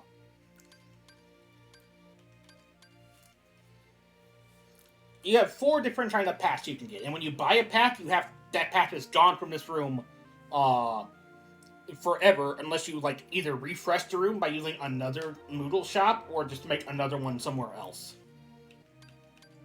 So the red packs will always give you attack cards. The blue ones will always give you magic cards, whether they're Cure, Blizzards, Fires, or Summons as well, like Simba and some other cards we'll get along the way. Greens are always items. I don't know what items we have available, though. And then we have the wild pack here, which can have anything in them, but they're generally cheaper. The only reason you get this is because you want more magic cards, essentially, right? If you want attack cards, you just get them from here. Now, right now, because we're really low in the tower, everything is the same price and the same rarity, yeah? But as we'll get higher and higher in the tower and farther in the game, this first pack here will always be the same, but then these later packs will cost 200 and maybe even 400 points. And they'll have rarer cards, platinum cards. They'll always be around higher numbers, just better cards overall in general.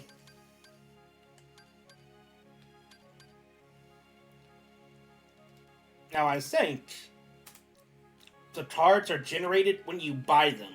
Because if I do this and then load the save state,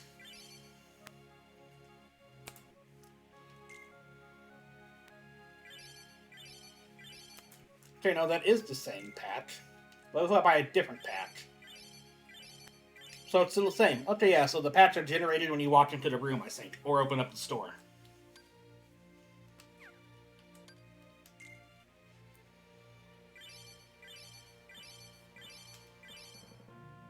Uh-huh. And that's all I want to do for now. So I just wanted some magic. I got a bunch of Simbas. So we'll show that off, actually.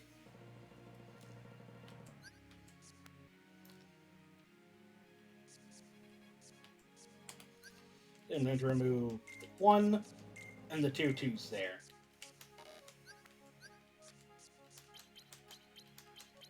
So I don't have a lot of attacking cards right now. And you know what? I'm going to remove the fire and that.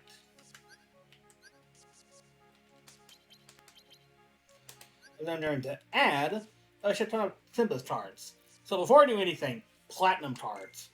What the hell are these?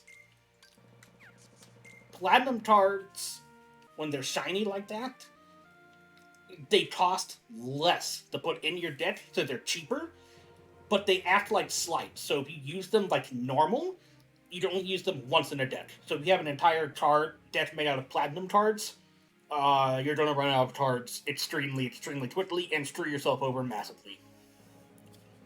But if you put them at the start of your slight anyway, and you'll know what they are because they have a golden number instead of a normal white number, then it works as normal.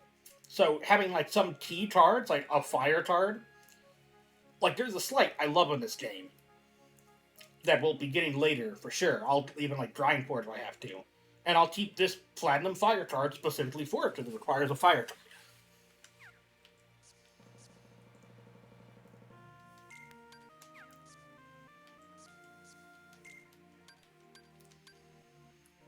What I'm gonna do is I'm gonna put Simba, Simba, Simba, Simba, and then Simba in the deck. And then, you know what? Let's also put fire, fire, and then ice. Can I do that? No, I can't. Fuck me.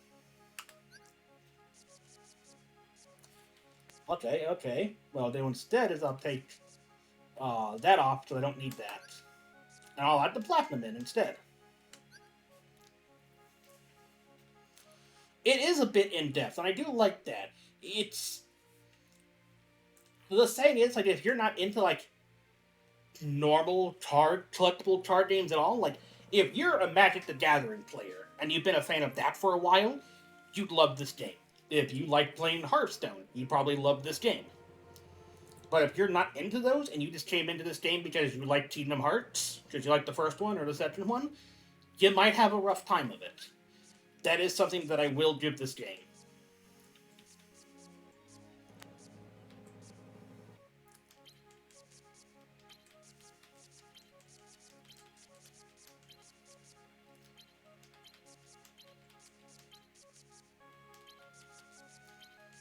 Actually, you know what I'm going to do? I'm going to reverse the orders of these. I'm generally going to come from the Simbas from the other way around. Not using my cards clockwise, but I'm going to come from them counterclockwise. So I want my lower cards to be up there.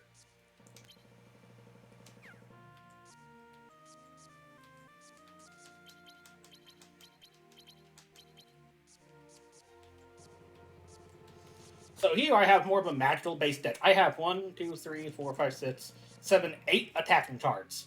That gives me like 2 combos. Like almost 9 combos, but one of them's a 0. And they're mostly like 5s, 3s.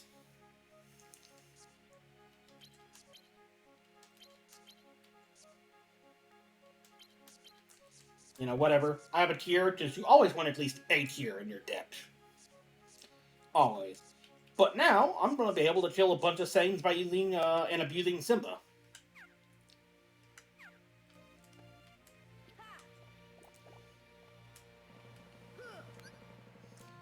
So let's see, what's the next room I want to go to? Not there. Actually, yeah, we'll go there. And we got another Blizzard card, just because, why not?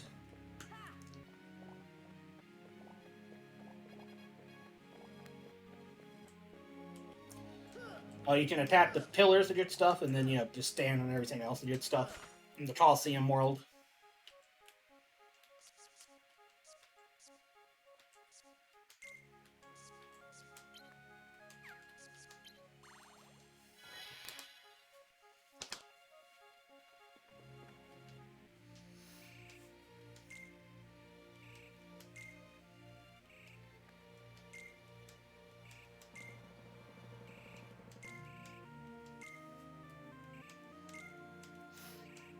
Yeah, he said 3 words. I fucking love it.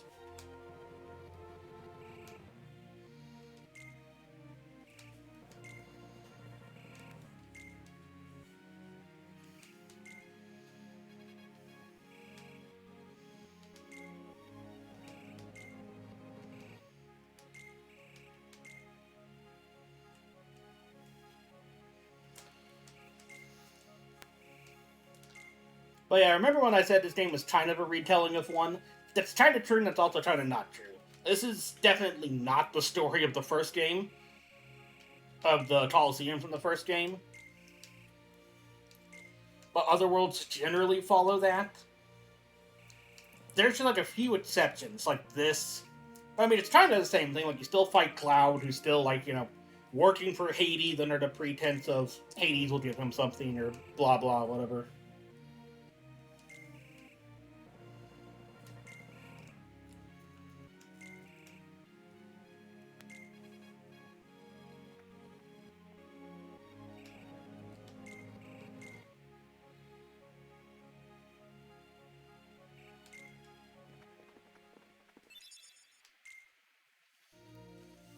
So yeah, this game isn't really meant for the story. It's meant for, you know, the card mechanics. I really wish there were more games that were, like, single-player deck builders like this. Because I love single-player deck builders. They're so good. That aren't fucking roguelites as well. I want to make that clear. I like roguelites, don't get me wrong. They're fun. They're nice. Just, for the love of God, please let me get something. It's not a roguelike.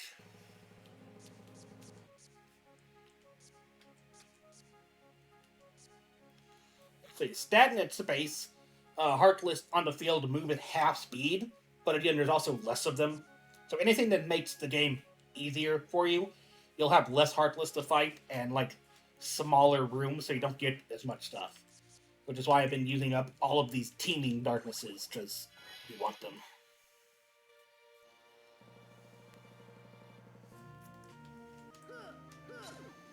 Oh, nice, you multitask too. I don't watch a lot of streamers. Let me get you two real close to each other. Can I? There we go.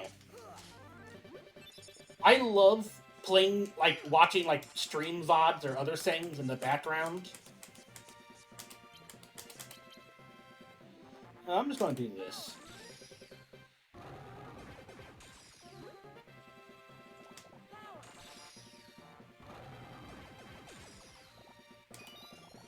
There we go.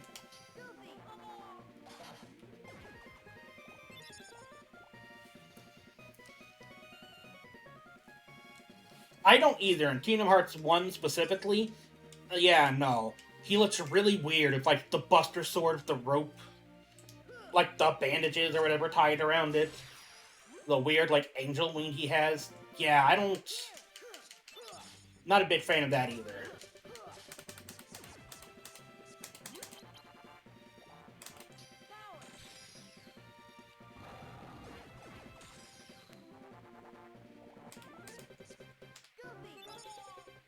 So Simba is not the most powerful of summons, but he's good around the start.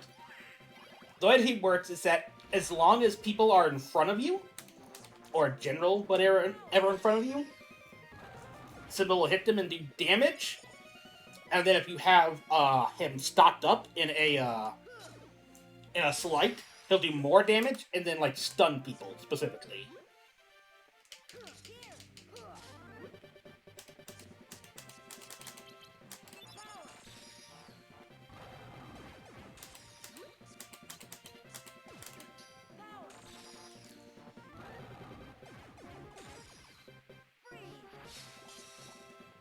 But I don't want to abuse that too much, because again, the experience that enemies drops will disappear after a while.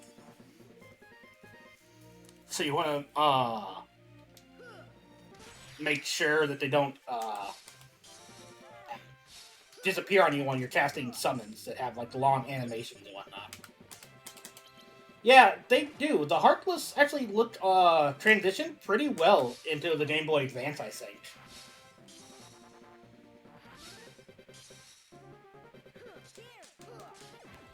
Thank you, Donald, for using ice on the ice guys.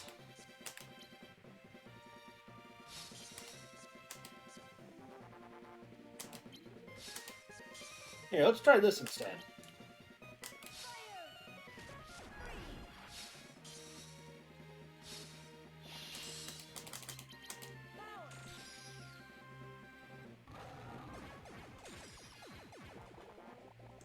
So yeah, see those little guys there? The mage guys have not enough health to actually survive like a full Simba roar.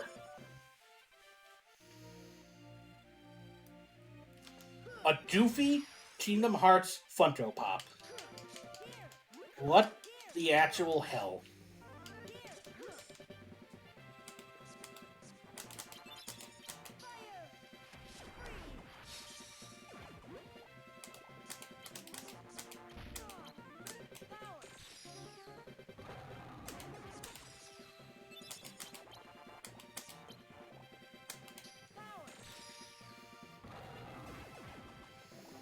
So yeah, at this point, the gimmick of this build is essentially fight enemies in the first wave with like my whatever, wait for them all to spawn, and then just start blasting them with Simba.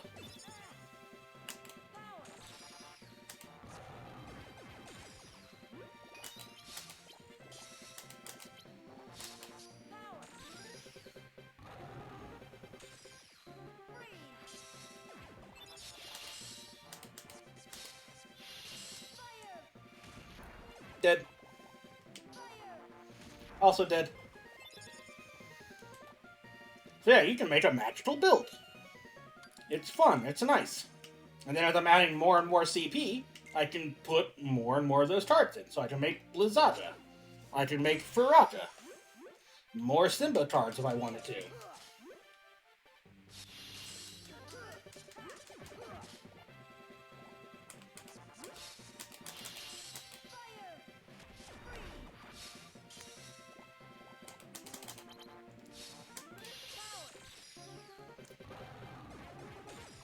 Other than the organization members? No. And this game doesn't even reveal that they are, like, nobodies. They say that they're part of an organization, and I think they do name drop the name 13. Like, they're part of Organization 13. And it's kind of like maybe a teaser for, Kingdom Hearts 2. But no, it's just the organizers in this game.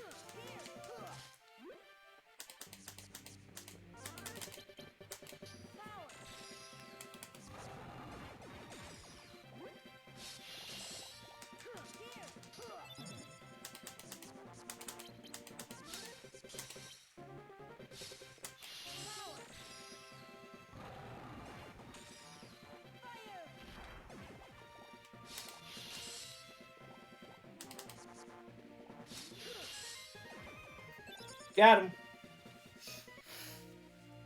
Alright, can I actually explore the room now? Yes? Okay, thank you. Hey, we got Olympia. So, like, yeah, let's show what I mean about different cards being different strengths. So, Olympia is C+. The swing speed is a little bit slower. So, Olympia is almost in every way, other than swing speed, better than the Kingdom Key. So, you can find a shit ton of these. This is a good deck to make if you want to make all of your like attack cards based off whatever. The Kingdom Hearts lore is really confusing. The first 3 games are fine. 1, Chain of Memories. 2, easy.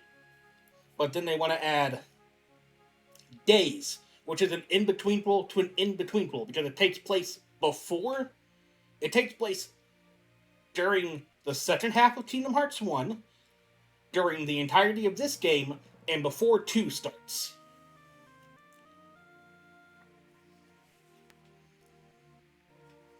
It's really fucking weird in that regard, yeah. But then there's the Birth by Sleep, which is a prequel 10 years before the first game, which introduces a lot of shit that just complicates a lot of things.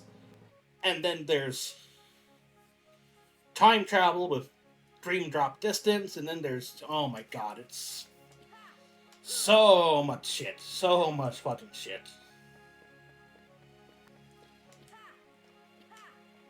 Like, I don't blame it when people say Kingdom Hearts lore is confusing, but I also say it's not as bad as people say. Just take it one game at a time. You don't need to understand the difference, the minute differences between what a Heartless and a Nobody is. Just like, they're enemies you need to kill. Don't worry about it for now. Once you have, like, a firmer grasp of how the world works afterwards, then you can start worrying about, like, why this guy is named this, but he's not actually this character, or why this guy looks like this, even though he's blah blah. It's just like, don't worry about it. Just play the games. They're fun.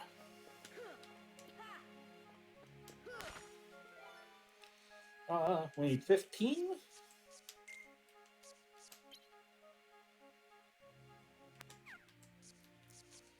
Do I have an 8? I do.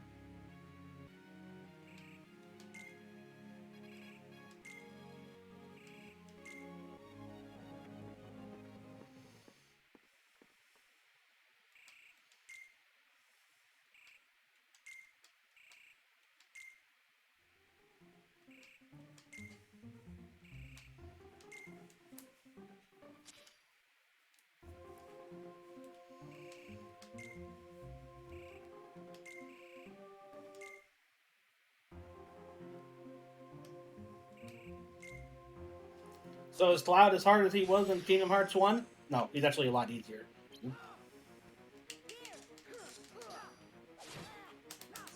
He doesn't do nearly as much damage.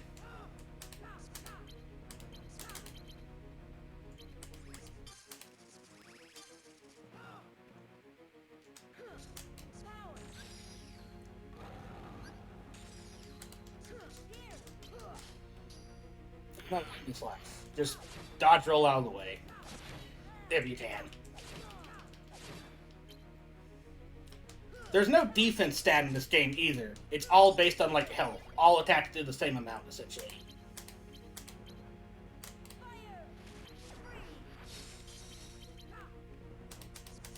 Where's my 0 card? I don't have it. Okay, now.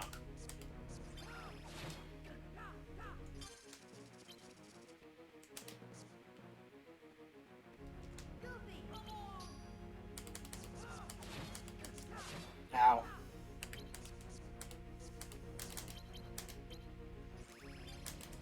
Blizzard? Yeah. Never mind, he broke me. It was 0 card? Yeah, 0.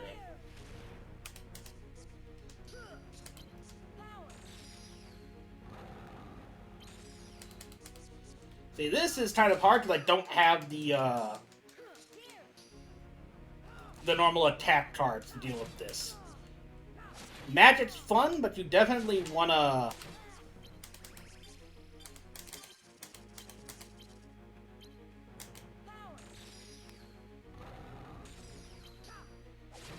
He broke me before I could heal. Okay.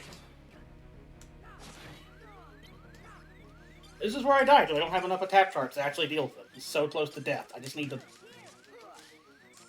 Stop trying to be fancy and just fucking kill him. Don't need to outskill him, just kill his ass. There we go. Jesus.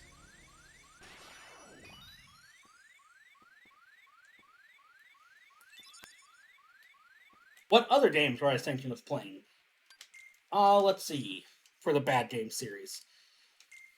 Metroid Other M, because I will argue to my dying breath. I will die on that hill. I will die on that hill that Other M is actually a really good, fun game to play. There are problems with it, of course.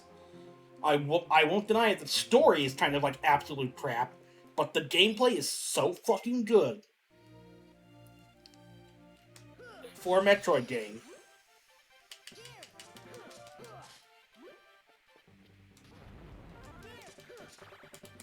That it does not deserve all the hate that it gets. So, Other M, for sure.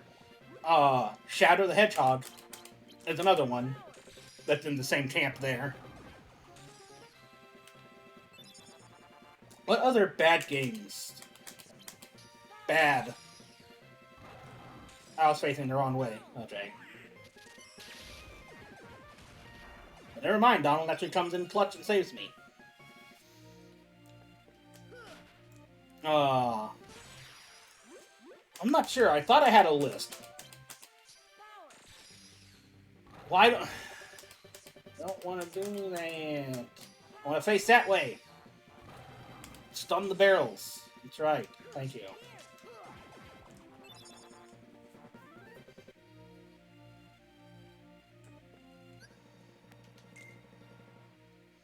Oh, here's the other thing. Here's the other thing as well. That you have 3 separate decks. So if I want to make this my magic deck, like I can keep that as my magic deck, and then I can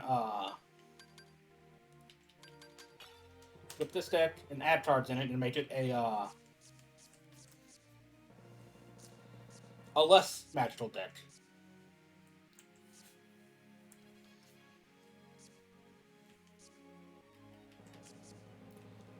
Like, for example,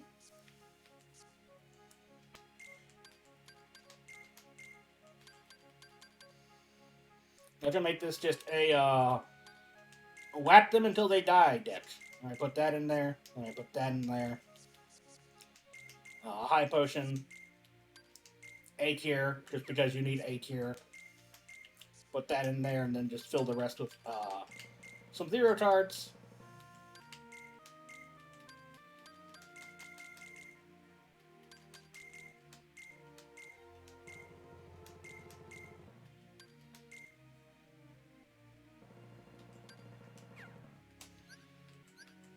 Yeah, and then rearrange it. Just put these way at the bottom so they're not part of your actual deck.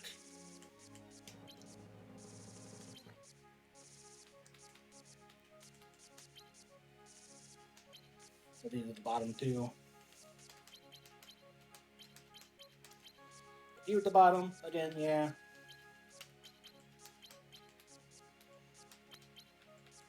Let's see, 2, 3, 3, 3, 3, 3, 1.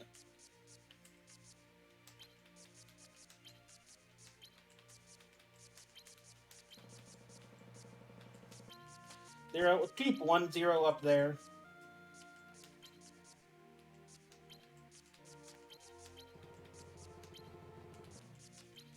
And we'll put the other one like down there so we have them like not all, you know.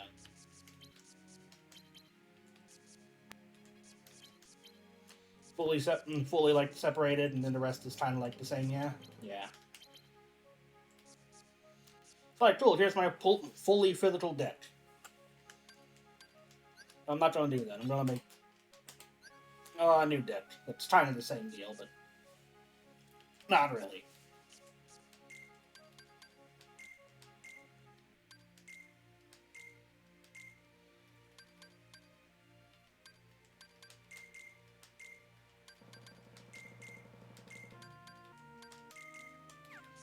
So I still want both of my... a lot of fires, actually. I don't care about Blizzard. I just want the damage from fire so I come across single guys. 2 heals.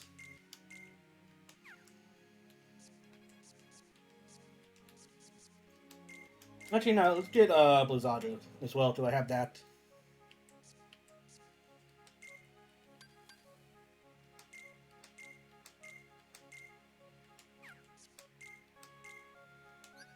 And it's the perfect amount, 425. We got it, boys. Make room for these cards, actually.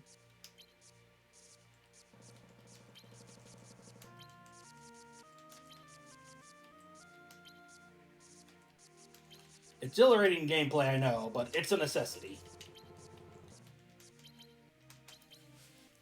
I would prefer to do this, like, you know, off of stream or something, so if this was like a Let's Play or something, I would edit this out if I knew how to edit. If I knew how to do Let's Plays. Still want that 0 up there.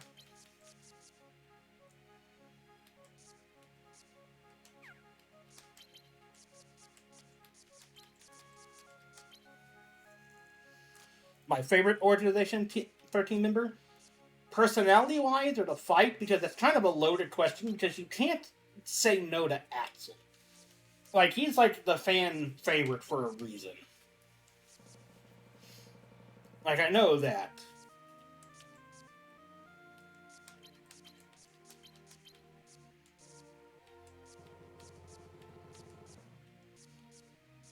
But at the same time, when it comes to fighting them,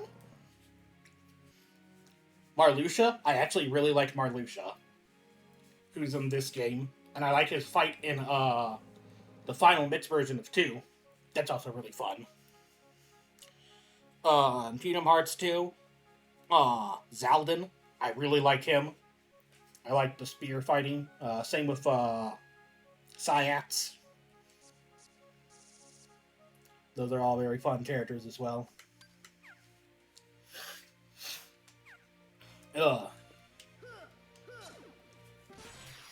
I mean, Roxas is technically an Organization 13 member, isn't he? Yeah. And then Xemnas himself is just so, like... I don't want to say an imposing villain. Because he's not really, but, like... whatever his voice actor was in the first game, they got so much shit right with him. You know what I mean? Like, how to voice him and whatever. Because he's just, fucking golden in that game.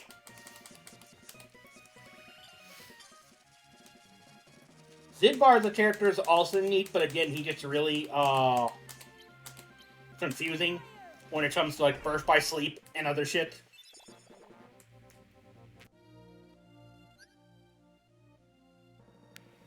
Sorry about that. Like, when it comes to, like, who is a Nort and who's not a Nort, and if you don't understand what the fuck I'm saying, lucky you. Stay that way, you sweet summer child.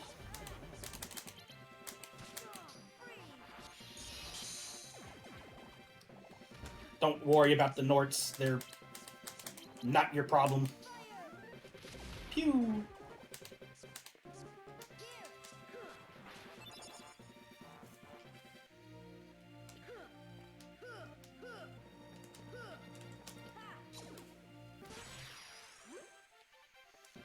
And I'm just gonna push you guys a little closer to each other so I can hit you.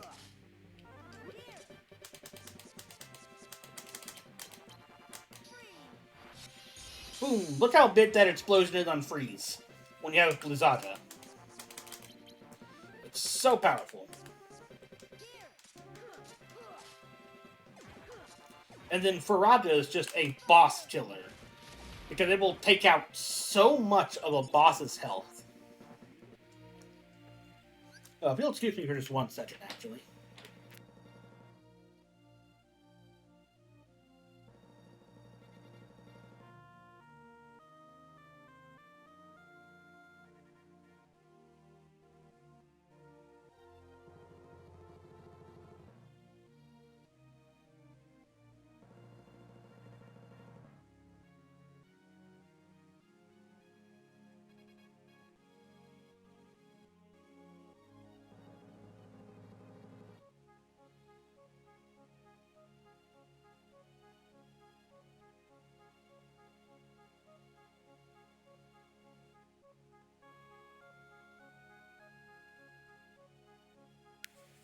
There we go. Sorry, I just need to do a few things. Cat wanted out. Need to open a window. Drinks.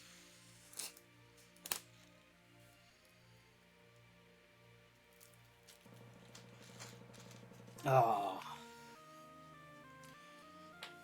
So good.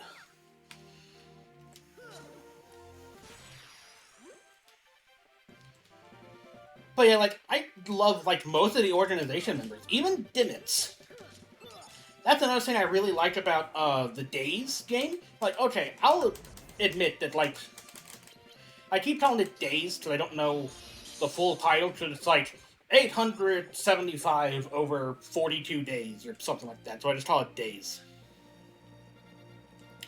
A Dream Stream? I do not know. There is nothing physically behind me. It's, I have a system called NVIDIA Broadcast, and I use it primarily as a noise cancellation device. Because when I first started streaming, like, any kind of keyboard pressing or clicking my mouse was extremely loud. Like, you could hear it very clearly on stream. Excuse me.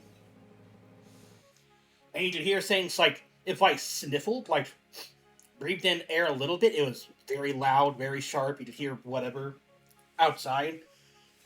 So I was looking for, like, noise cancellation programs or something. So I got that, and on it there's, like, a beta thing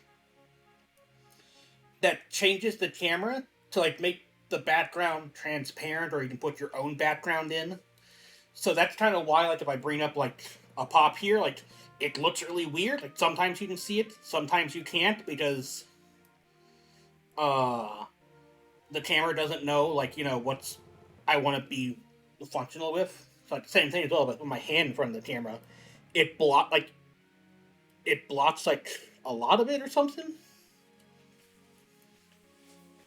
But I like this better because, like, yeah, it works as, like, a replacement green screen. I'm pretty sure a green screen would be better, so, like, you could still see this, because this isn't green.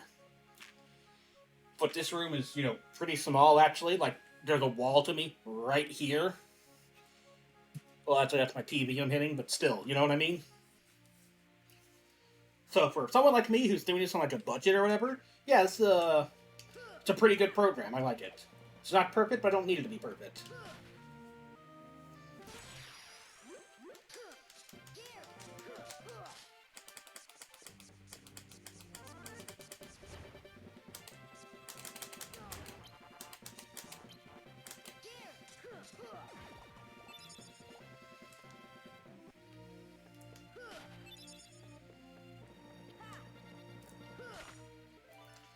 That's the treasure vault. We don't have the treasure vault.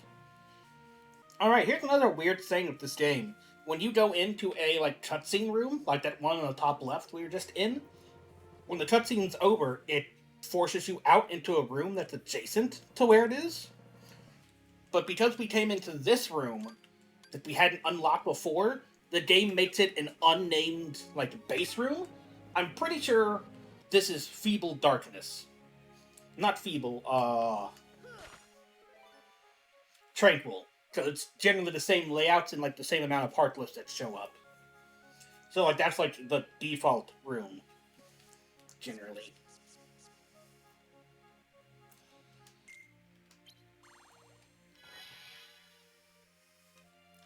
That's just a weird thing. CoM Bounty. Blue cards are generally areas that are completely safe that give you treasures and stuff. So we learned Blizzard Raid. You say it looks professional, but I don't think so. I don't have any kind of, like, stream starting, stream ending, I'll be right back scenes, art pieces. So if I say something like, oh, I need to be away for like 5 minutes, I'll come back, and I just leave, it's just gonna be my chair. Like, you're gonna see this, essentially.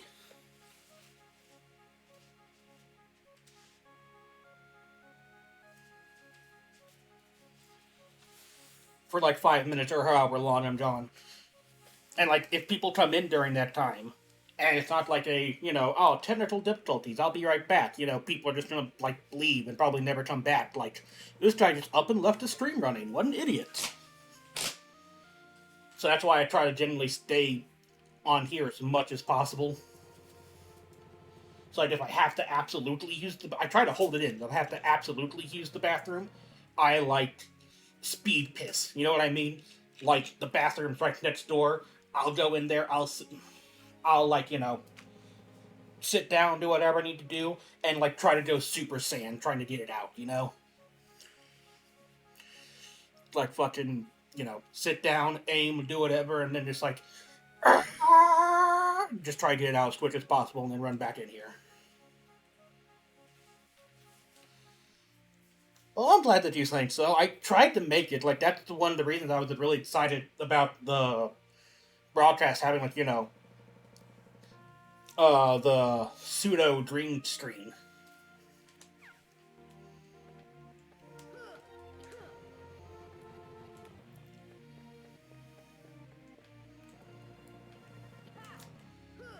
Let's see. You know what? You know what I'm gonna do?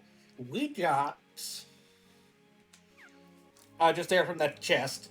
You can get when you get a chest. There's a chance that I'll use my other one. Yeah, I'll use my other one actually, just to time to show what I mean. So from that chest we got Blizzard Raid, which is a really fucking good tech, actually. And from here we just got a cure. I think the game tries to prioritize, like, if you can learn a tech from not just your room, not just the room that you're in, well, not really the room, but yeah, kind of the room and kind of the world you're in. It tries to give you different techs you can learn.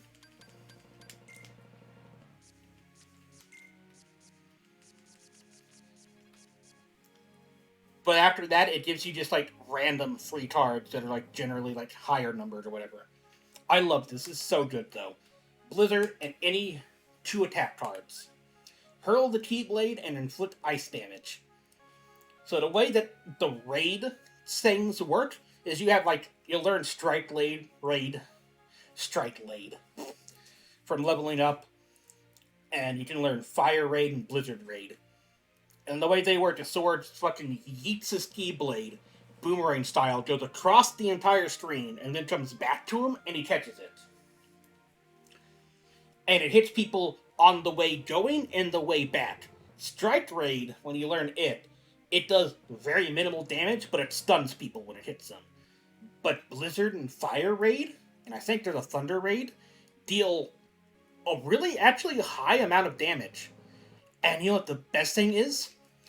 When, like, You throw the T-blade and it's spinning. When it reaches the end of its trajectory, like the side of the screen, the edge of the screen, it'll sit there for a second and then come back. Like has to like slow down and then make its way back.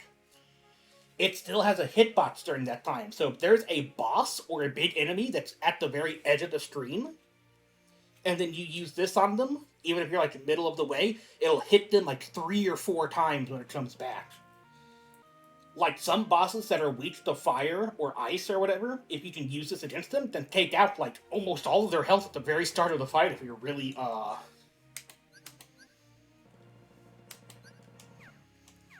lucky with it. So what I'm going to do is instead of having Blizzard like this, here's how I'm going to make this.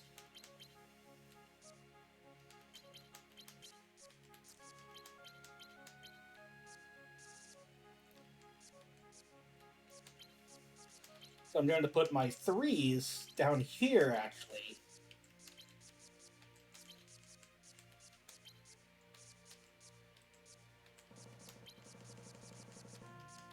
So I have this set up so that when I, like, start a slight with my blizzards, I can just do 3 strike rates. Or 3 blizzard rates.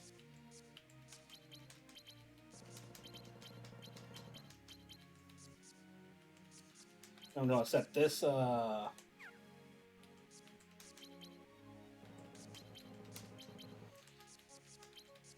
right there, actually. That seems good. Yeah. So I still have Faraja to deal massive damage, but then I have Blizzard Raid to do AoE, kind of in a line.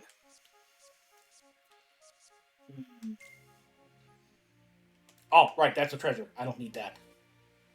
I need down here. Yeah. Well, yeah, it is really nice that you say that, Pluto. Like, I really don't think I deserve a lot of viewers and things like that. I don't know, it's one of those things where I'm just, like, really not sure.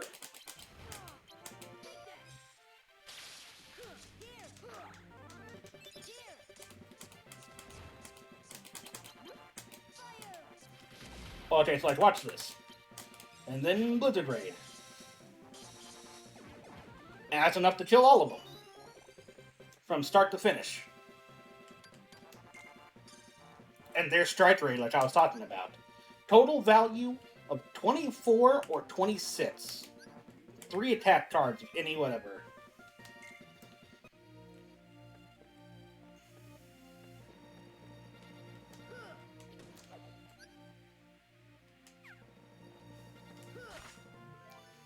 So yeah, learning slights and setting up your deck like that so they're easy access instead of like, you know, oh, I'm going to put all of my attack cards up here and then magic. If you want to make a Blizzard raid, then like, oh, well, I got to pick, go all the way down, you know, cycle, oh, there's Blizzard. Now I got to, you know, fucking rotary phone dial. Okay, there's my attack card and here's the other attack card I want to use. Like, no, just set them up like that so you can do them real quickly.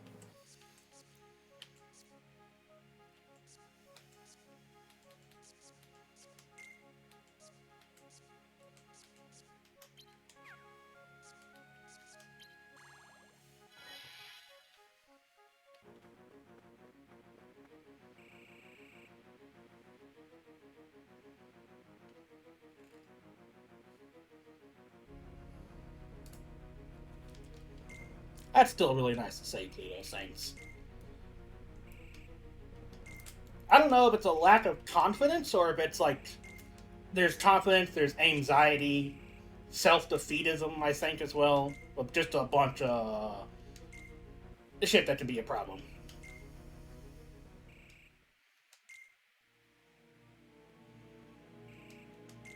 Hey, remember how I said you can use raids to exploit a boss's weakness? Guess what element Hades is weak to? And if you say fire, I'm gonna end the stream right fucking now. Don't think I won't.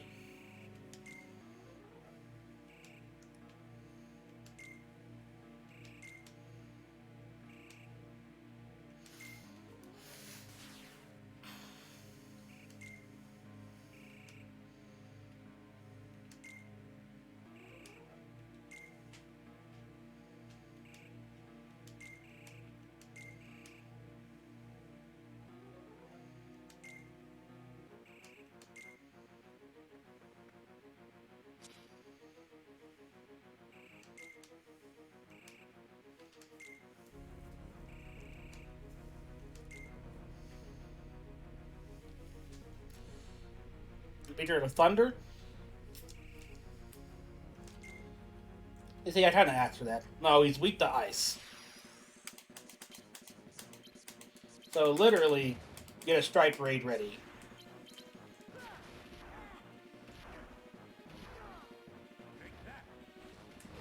There we go. And when he reloads, I'll just smack his ass with it.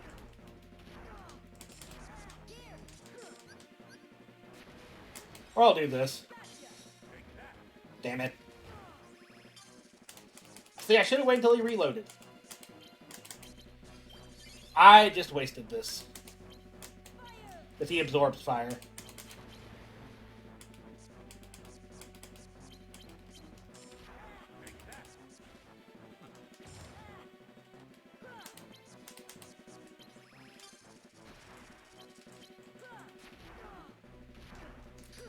So when he's like this, you kind of just want to keep... Oh, fuck! I missed him! I got him on the way back, though. It's fine.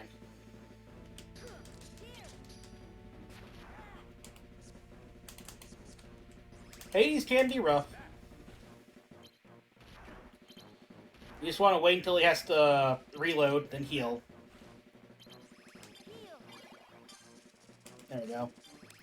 Then I'll reload. He has his own card that he's using, which is Berserk. Which means he does more damage when he's attacking normally.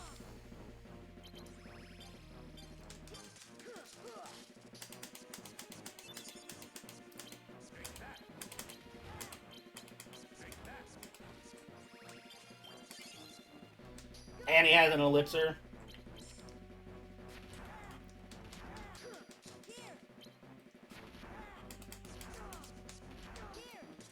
So that you have to play it patiently with bosses. You can wait for them to wear themselves out, because they can't reload items.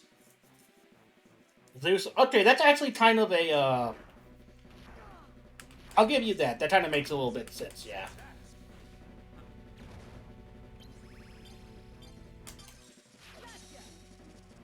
But yeah, look how much health that takes out of him. That chunks his health.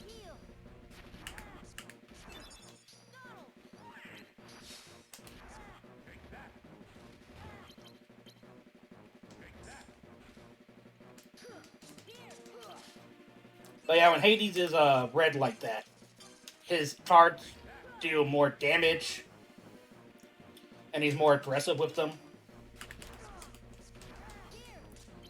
So learning like bosses, boss attacks. Oh my god! Okay. Like here's. Whoo! There we go. We're good.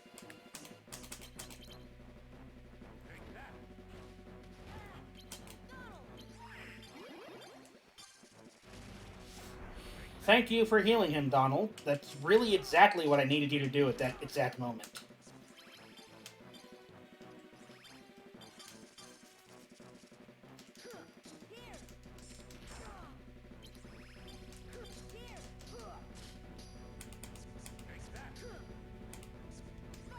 But I'm just gonna get rid of that.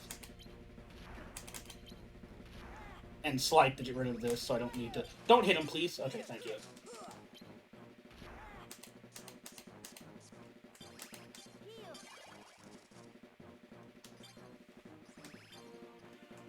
You see how few cards he actually has left in his deck now, where he's consistently reloading? Because he's using up so many Slights. That if he wants to have a lot of cards to counter me, he has to reload really often.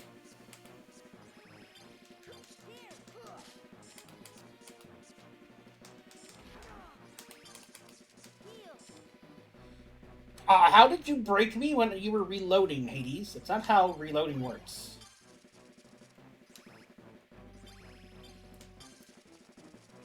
So yeah, like, you can try this for strategies, like wearing out bosses.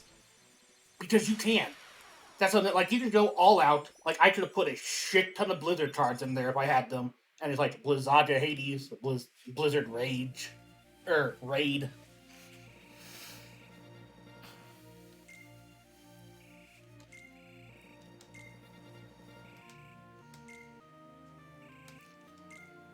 Yeah, so if you know what boss you're going up and you know how they work, you can like build a deck that essentially counters them.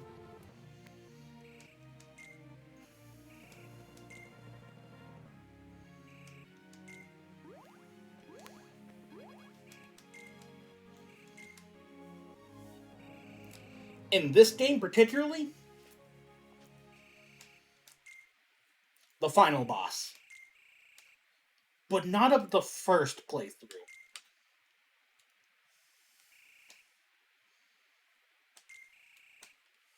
I don't want to spoil it, because I think the second playthrough of this game is something that should have been unlocked at the start, but I get why it isn't. But just trust me, the second playthrough I think is a lot better than the first playthrough. So the final boss of the second playthrough, I think, is the best fight in this game.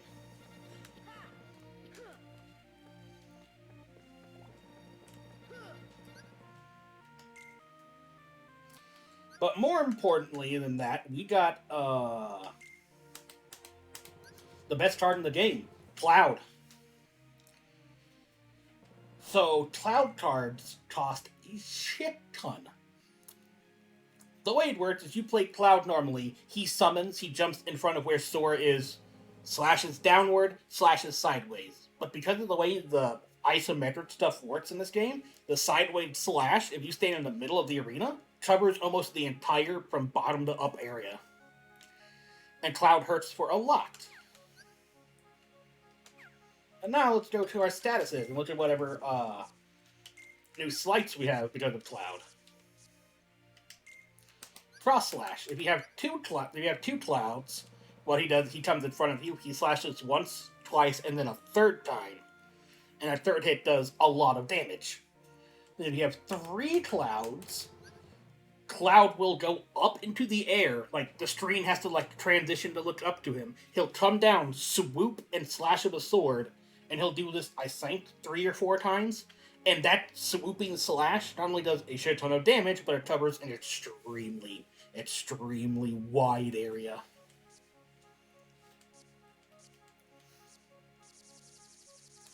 And there are other cards where you'll eventually learn things like cross slash plus, where Cloud will do like the 3-hit combo, but like he'll do the first slash in front of him, but then he'll jump and land in front of a second enemy to do the other hits.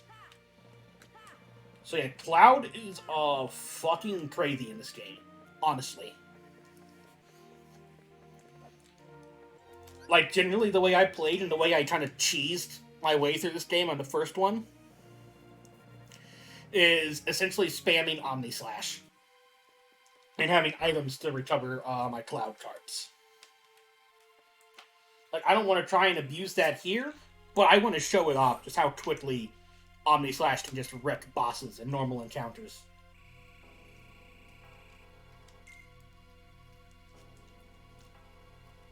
Goopy's trying to talk about Hollow Bastion, by the way.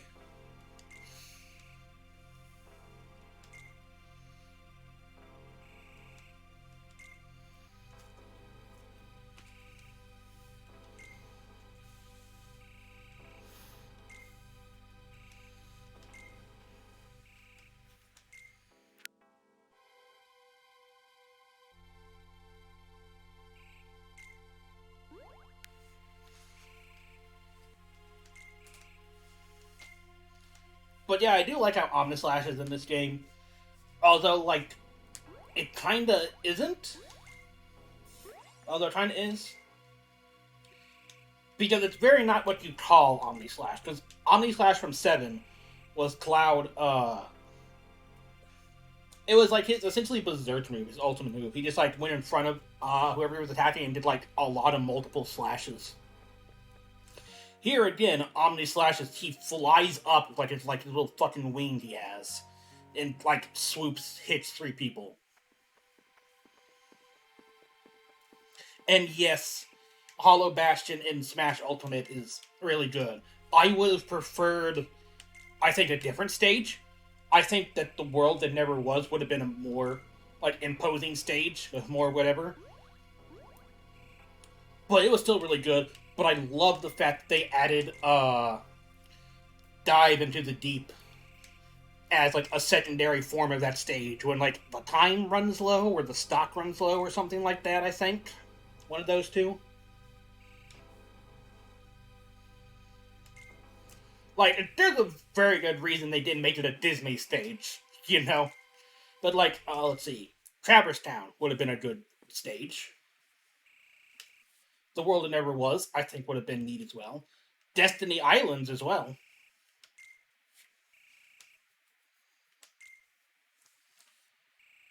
I think I would have preferred, actually, if they did something where, like, it, sanctioned, not sanctioned, swapped through a bunch of worlds. Like, you would start off in, like, Destiny Islands, but then, like, after a minute and a half or whatever, the stage would, like, transform, poof, turn into Hollow Bastion. Like, I think that's a lot more work, because you're essentially making, like, 5 different stages in one, but, you know.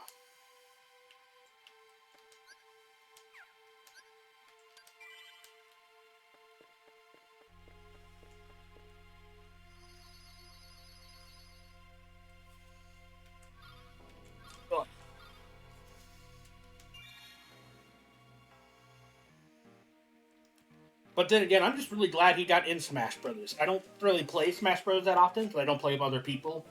So I only really play with myself. Don't take that out of context. I generally only play against bots, is what I mean. Oi. So I'm trying to get, like, adjusted, but it's really fucking hard. And I'm not actually that big of a fan of Sora's playstyle on his own, but I'm just, like, glad he got in. Like, I thought he was never gonna be able to get in. Like, ever since Brawl, I was like, man, Sora would be, like, pretty neat in this game. Like, not just because I like Kingdom Hearts, but just, like, the way he plays in his games. It's like, yeah, I think he did transition his playstyle kind of well into, like, Kingdom Hearts or whatever. He kind of fits it. But it was never gonna happen, because, Disney, Square Enix.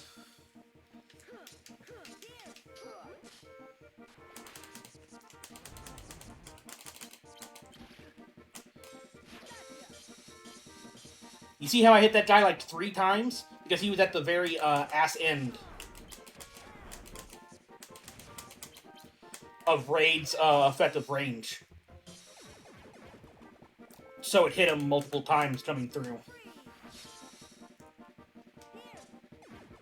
Which was enough to bring him down from full health to nothing.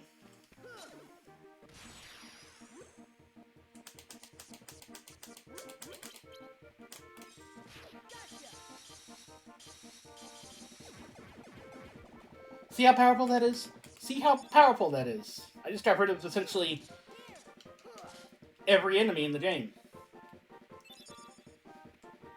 So something interesting, actually. Kingdom Hearts Chain of Memories has like a weird combination of enemies from the first game and the second game. Like this flower type enemy was not in Kingdom Hearts 1. This is its first appearance. It did eventually show up in Kingdom Hearts 2, but it didn't start in Kingdom Hearts 2. There's like 1 or 2 other enemies that work like that as well, I think. Like this guy. He started here. This enemy wasn't in the first Kingdom Hearts game. That I remember.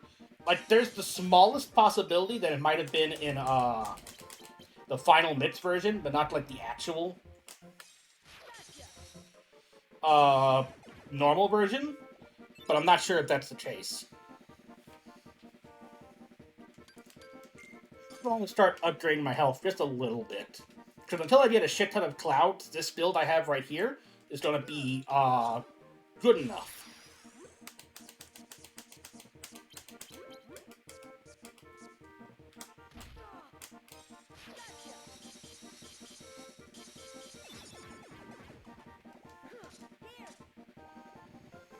Also remember to, get the experience, actually. Oh, a white room! Hell yes.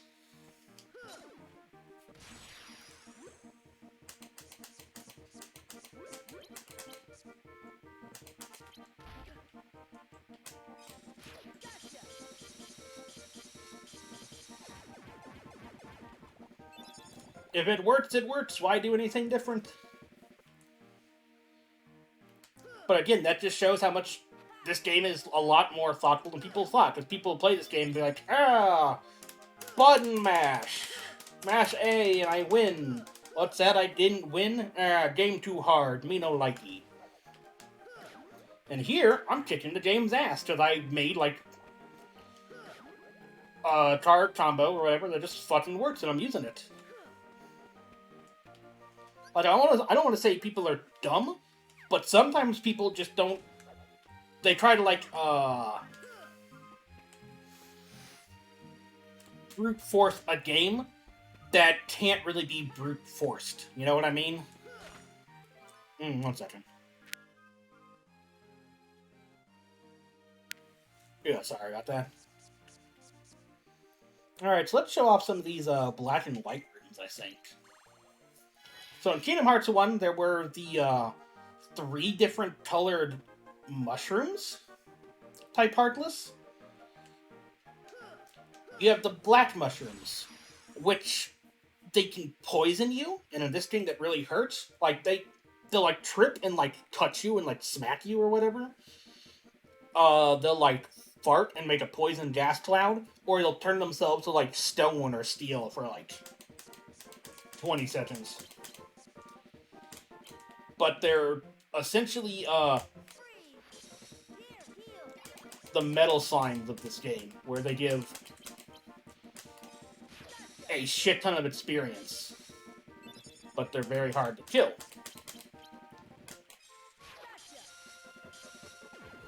But they also don't do that much damage to you.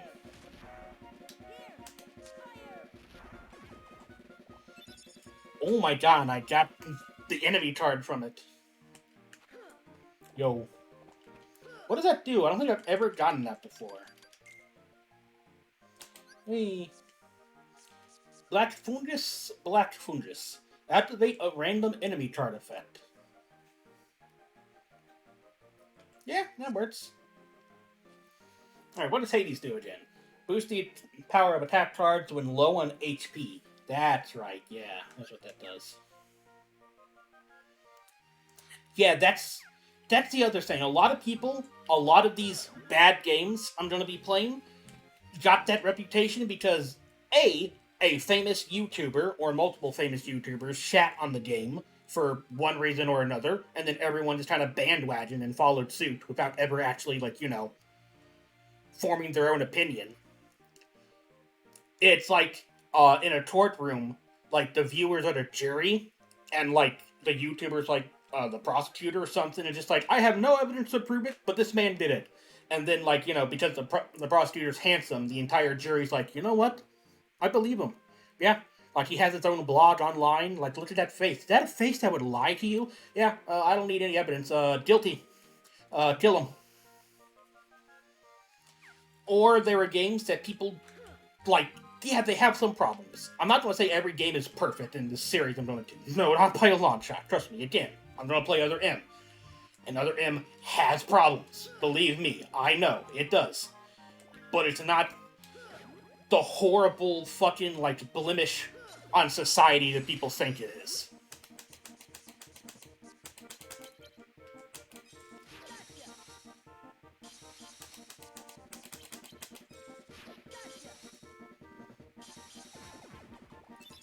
He said these guys gave a lot of experience. They only gave me 3 each. Isn't there a third in here somewhere, I think?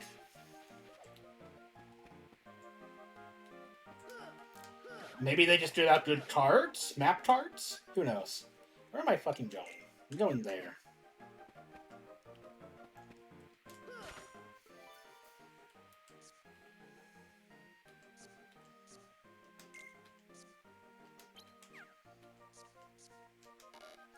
Oh, I don't need this yet. That's right.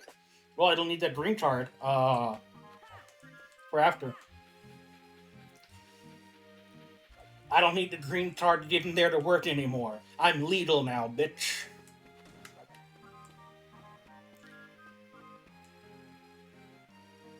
So I get lost really easily in these areas, and I never check my map often enough.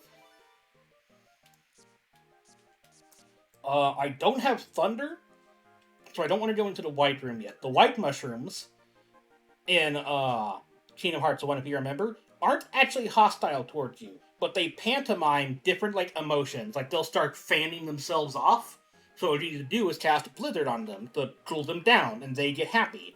And then you make them happy 3 times in a row, and they give you a shit ton of money, like an item, I think, and then they leave. But if you attack them even once, they turn invincible, get mad, it's like, fuck you, and then just leave without giving you experience.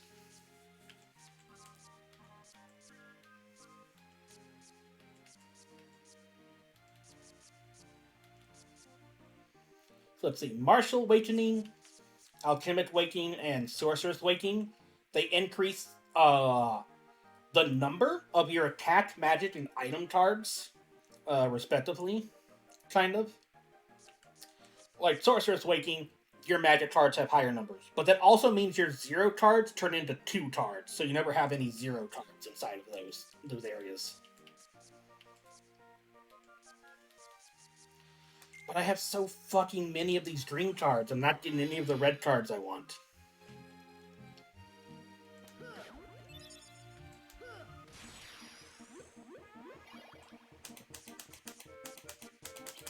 Like, you see how, like, the numbers are, lighter colored, and how my 3s or 5s?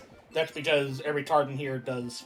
Every attack card that I use is, 2 higher.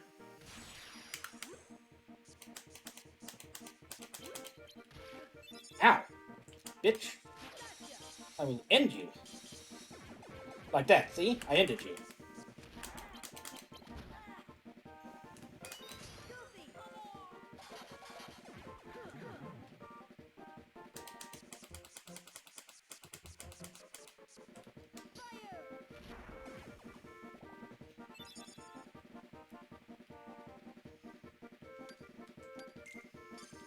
So yeah, I want to get up to 1 more health level up, and that'll last me for a good while, I think. What does the name mean? It's pronounced like they row, with both of a Z, so it's Zero. Z-E-A, they, and then row, R-R-O. And what it means is, you know, every kid who are really into, like, games or just whatever they're into, always want to make, like, their own, like, you know, game or something like that, right? So, the made-up game I had in my mind ever since I was a kid, that was the name of the main character.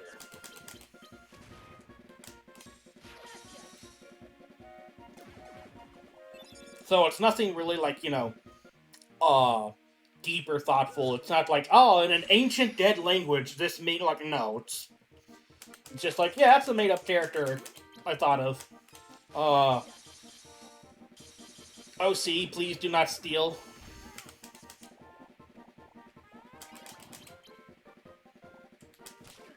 Ow. Ow.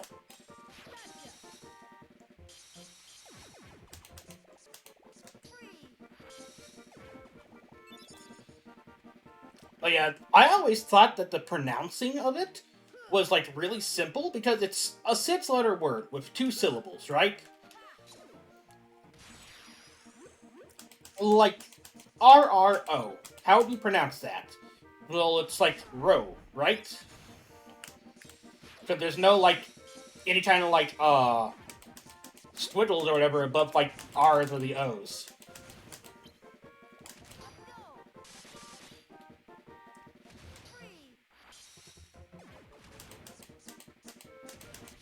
Oh my god.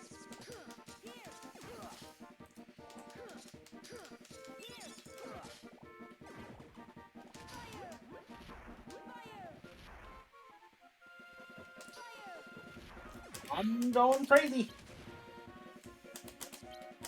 There we go. But no, like, literally every person I've ever met either pronounces it as 0, which is 90% of people, which I always thought was weird, because, like, okay, then what's the A in there for? But, you know, it's fine. Or people pronounce it Ziaro. Like, they're trying to learn, like, a new language or something, and they're like, yeah, I like that Ziaro dish, or whatever. Like, no. God, no. But I have learned long ago to stop trying to tell people what the correct pronunciation of it is, because everyone just defaults to 0.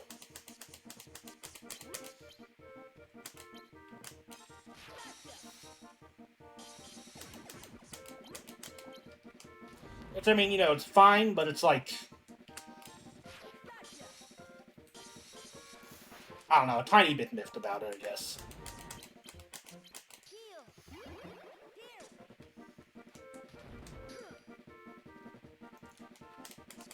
Actually, no, I have Faraja. What am I doing messing around with you guys?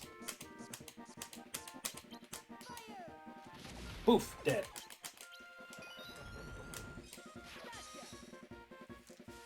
Dead. And you? Also dead. You see, I always thought it was a cool name. I was also always kind of proud of myself, because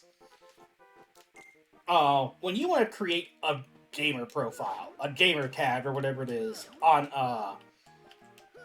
Xbox, and I think the PlayStation Network as well, there can be no duplicate names, right? So if two people have the same name, you have to add, like, either a capital to make it case sensitive, or you have to add, like, that's where the entire point of, like, people, like, making X's, like, two X's, and, like, an underscore, the name, and then, like, underscore, two X's. Because people really wanted to call themselves Lone Wolf, but there were 85,000 other Lone Wolves, so they had to come up with fucking, whatever. I always took pride in the fact that my name was literally just my name. I didn't need to add numbers. I didn't need to capitalize it weird or anything. Just 0. And there it was.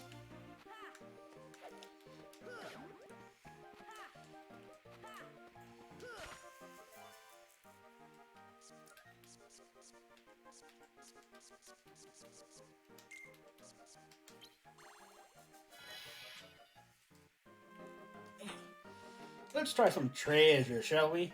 We got Stop. Stop's actually kind of very useful in this game as well. It, stops time for, I think, everyone on the board, right? Halt enemy movement. I think it's everyone for a set period of time. It's like a second on its own. But when you combine it as a slight,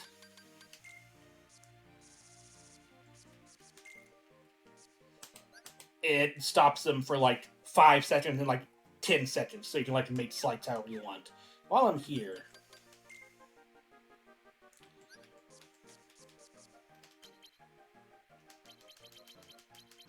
I'm going to rearrange my deck, and I'm going to put my raids up at the front, since that's my prominent strategy at this point.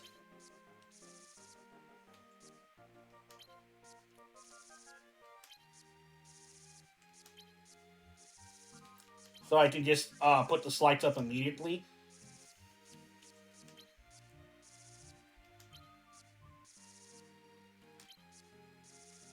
So it's going to be a 3 for each of the starts, but I'm going to make them separate. We're going to put a 5 here for this one, why not? And then 4 is for the rest, just because.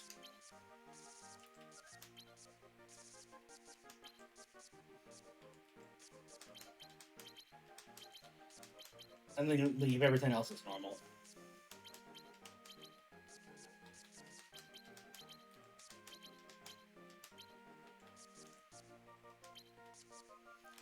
Except I'll put all my fires down at the bottom. So that they're, I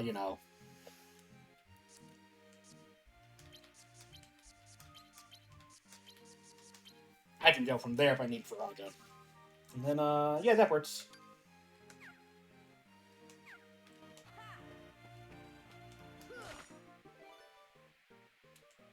A card that is less than 3. Or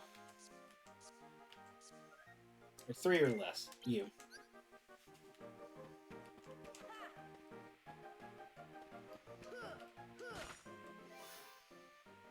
Card that is 5 or more. How about you? Eventually we'll start getting some better cards that make the Heartless do, like, more damage. Or it makes them immune to stuns, I think, from the first attack. And again, you want those specifically because they give you better monsters, better chances of things like, that? What does that do?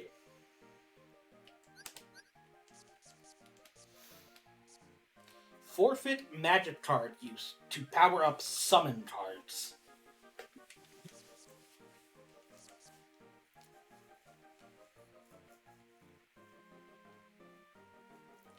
Do you have any idea how strong that is, actually? Like, okay, I can't... Oh no, that's actually bad, because Cure is a magic card. So I'd have to use, fucking Bambi's in this game, right? Yeah. And Bambi can, heal you, but I'd have to use Bambi in order to actually, heal.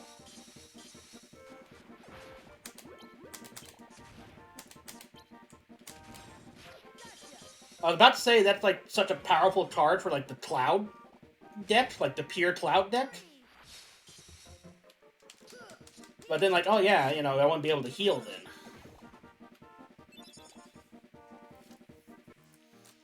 This is also the luckiest I've ever gotten getting enemy cards, because I normally never fucking get enemy cards.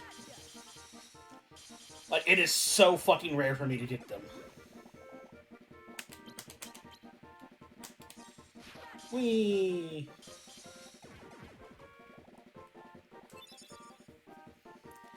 Bambi was in Kingdom Hearts 1 as a summon. All of the summons in this game are summons from Kingdom Hearts 1 as well. So, Simba's here, Mushu's here, Dumbo's here.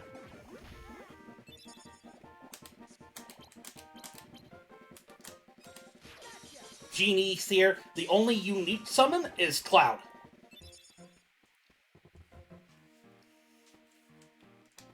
Because Cloud was never a summon in that game. Fighting Cloud, he just gave you Sonic Blade.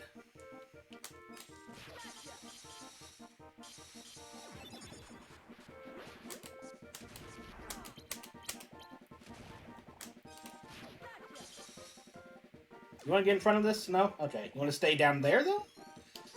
So I can hit you? Yeah. There we go. Bitch. I'm getting so many enemy cards. Is this like Stream Luck or some shit?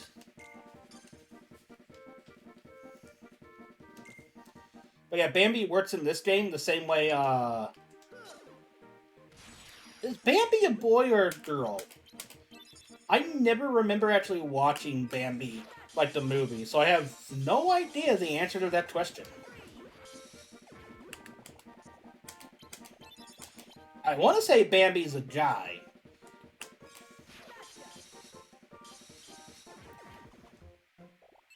But, you know, that was like old-timey Disney, where everything kind of looked like super adorable and cute. And... Oh, okay, then. Ooh. It. Yeah, that 3 hits. I love it.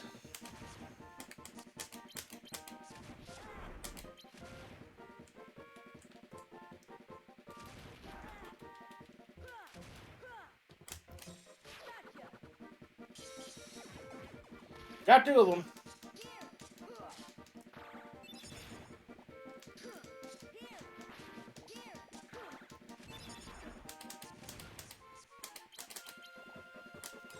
Get fucked. Thank you. Dominant strategy. Use raids. Premium room. That's actually pretty nice as well. The other thing with premium cards, other than the fact that they, like, you know, use themselves up like a slight,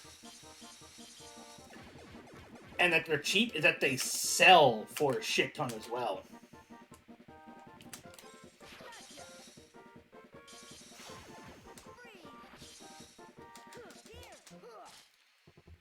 There are 2 ways to get them. Either A, you get them from card packs from, says he's a boy. I thought so. You either get them from card packs when you buy them and Moodle shops, or rarely, or kind of often in the premium rooms, which is the entire reason it's a card, is when you kill an enemy, as well as with experience, you'll see like a golden like pea start bouncing around. And if you grab it and you win the battle, like you don't escape from it or, you know, die, a roulette starts so that every card in your... I think it's the active deck that you're using. will spin around in a big circle, and you press like A button to stop the roulette, and it'll slow, and whatever card it lands on turns into a platinum card.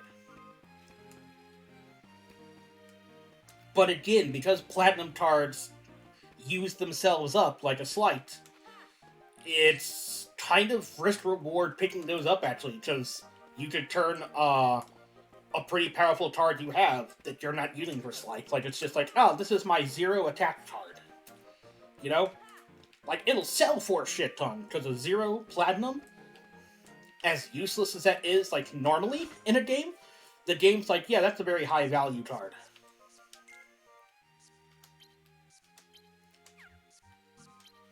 So you'll get a shit ton of points for it, but it's useless to use in battle.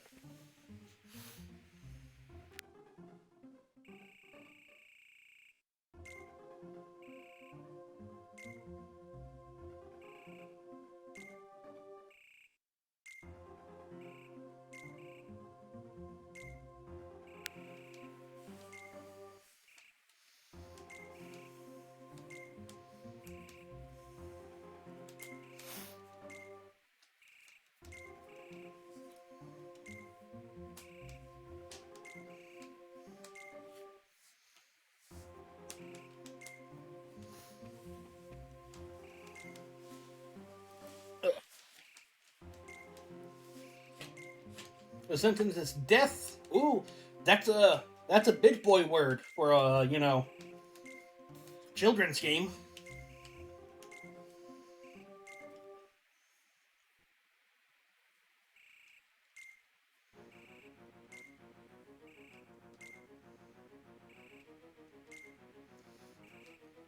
I do love that. It's like the only way to convince her is to put a better target in front of her. No, she's not the thief. I am the thief. Bop.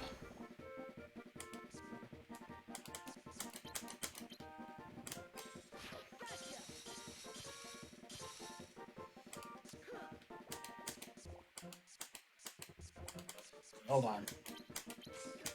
Sometimes it's not inputting me pressing both the L and R buttons. And again, I think that's because of the controller acting up a bit weird. I'm not making excuses, I swear. I played this game like 10 different times through. I know what I'm doing for the most part. Where's my gears?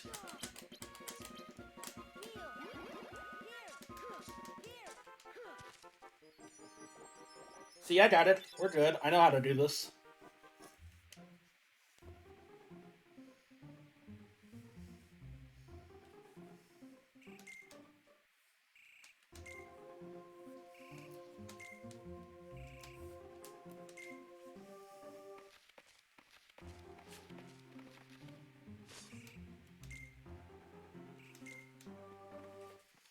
You know what kind of also doesn't make sense now that I think about it? Yeah, the card people. They're funny. Why isn't Luxord in this game? Because like Luxord's like the guy from Organization 13, who's like the gambler, right? And his whole deal is cards. So a game that's all about cards. Why isn't he part of it?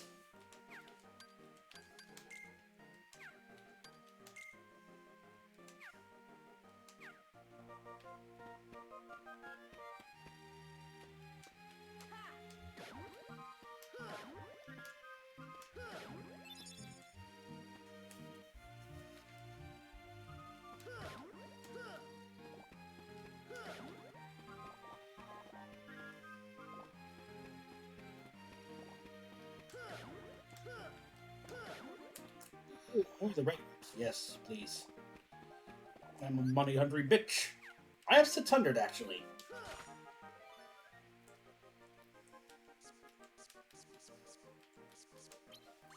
I know it is a good point, isn't it, right? Oh, are we gonna fight the boss here?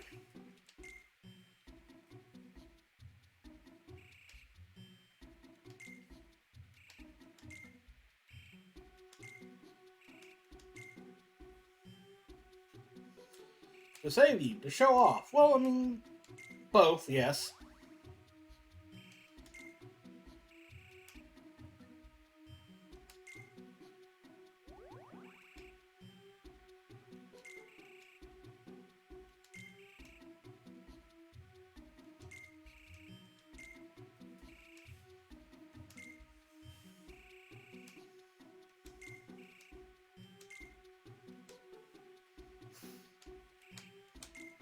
I'll be honest, I never actually liked Alice in Wonderland. Like the Disney version of it.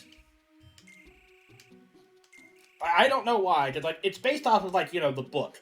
But there were two books. It was Wonderland and then Through the Looking Glass. And the Disney's version that we're like seeing here is like a mixture of both. Like, the Queen of Hearts wasn't actually a character in Wonderland, I think. She was in Through the Looking Glass or something. Something, I think.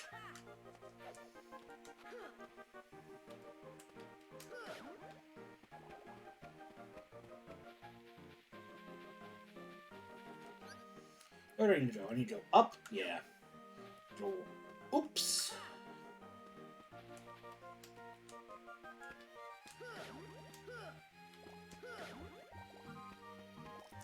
Nom nom nom. More points.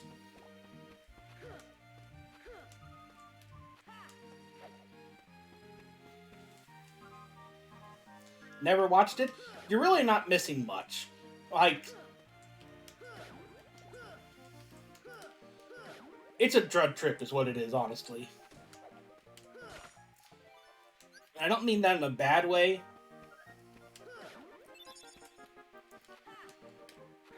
Oh. Heartburn.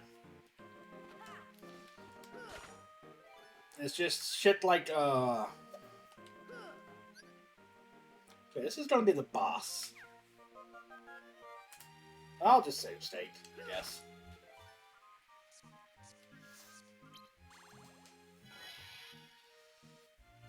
It's really weird. Like, the original books, the guy who made them, wrote them. Like, if I remember correctly, his daughter, who was named Alice, was, like, very sick as a child and was essentially, like, on her deathbed. But in, like, her fever from whatever, she would tell her father stories, and he wrote them all down. And that's what he made Alice in Wonderland afterwards. Which is why it's so trippy, because it's essentially a dying girl's fever dream. And I know that sounds like really bad the way I say it, but I don't know any other way to put it, because I don't know the proper words or know enough of the story.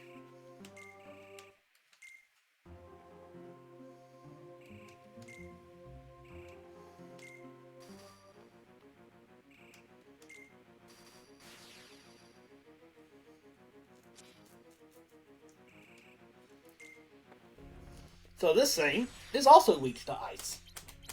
But it's a fire dude.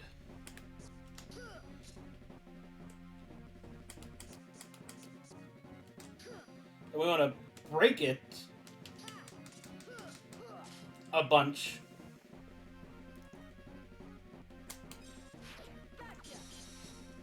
There we go.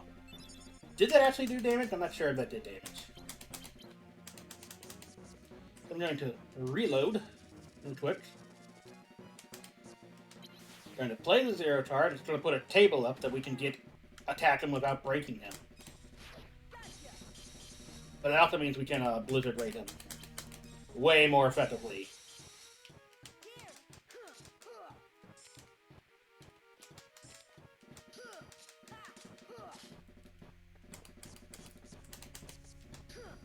And he'll eventually want to break the table as well.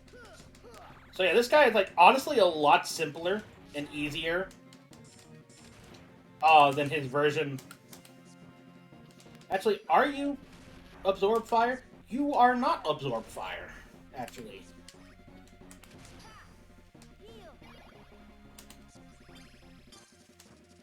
But I have a plan where I just do this. Hey, fucko. Bap.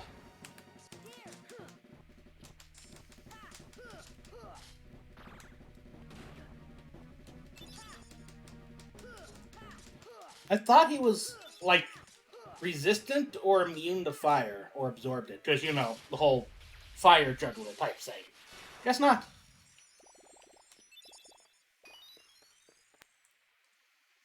Yay.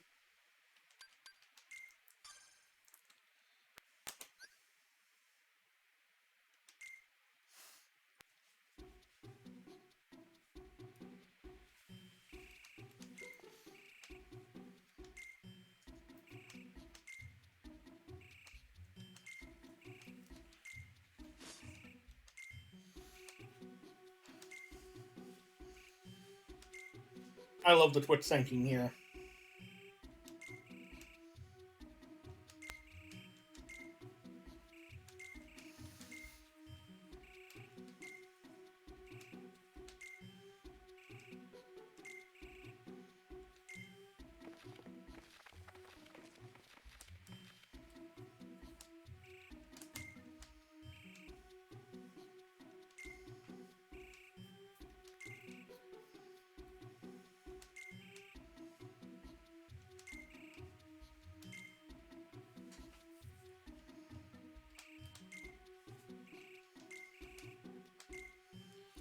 That's also not foreshadowing at all. That's not going to be like the main gimmick and plot point of this game at all. About memories maybe not being as you entirely remember them. No, never. Never like that.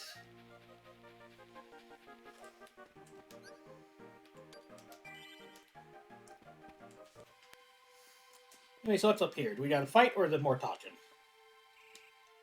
I think this time it's just more talking.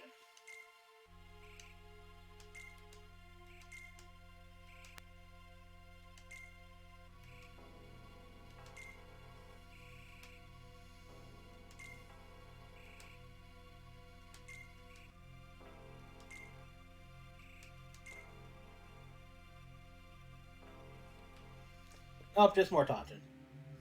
Oh, there's more talking from people we don't know as well. So her name, as they tell us in a bit, I think it's Lartzine. I think her name. Oh, here. Yeah, he became a Heartless. Yeah. Lartzine. You know what happens to people who do.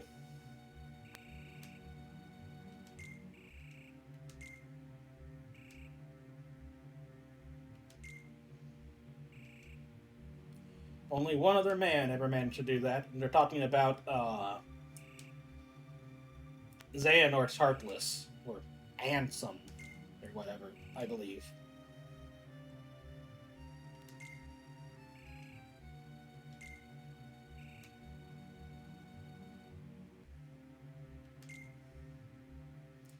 So, see, they name dropped the organization, and a couple other things, but you never actually need to play this game to understand, too.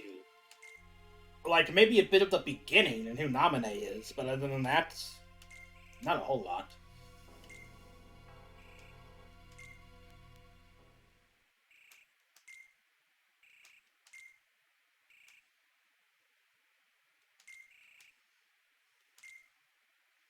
I'll never forget Kyrie.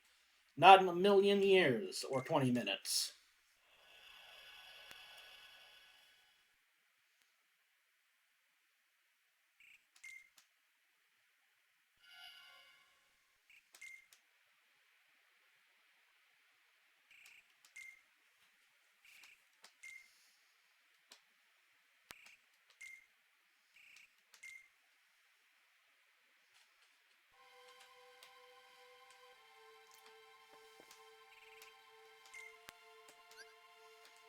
Save. So I think I'm going to call the stream here. Because how long have I been going for? About 3.5, about 3 hours, 11 minutes. I think that's good because, again, if I'm going to start uploading these to YouTube, which I do kind of plan to,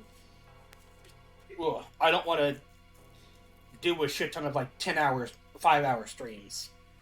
Because if I do, I gotta separate them or whatever. But I mean, like, this is a Game Boy Advance game. We have, like, how many world charts left here to go through? Let me say. Yeah, just 3. And honestly, they're all kind of short. The worlds do eventually get bigger, but like there's a total of like, okay, not including the treasure room, which we can't get to, and the three story progression rooms, as well as the last entry or the last exit room to go up to the next floor. There's like in Adraba a total of like 4 actual rooms, and in Monstro 3 actual rooms, and then like another 4 in Halloween Town.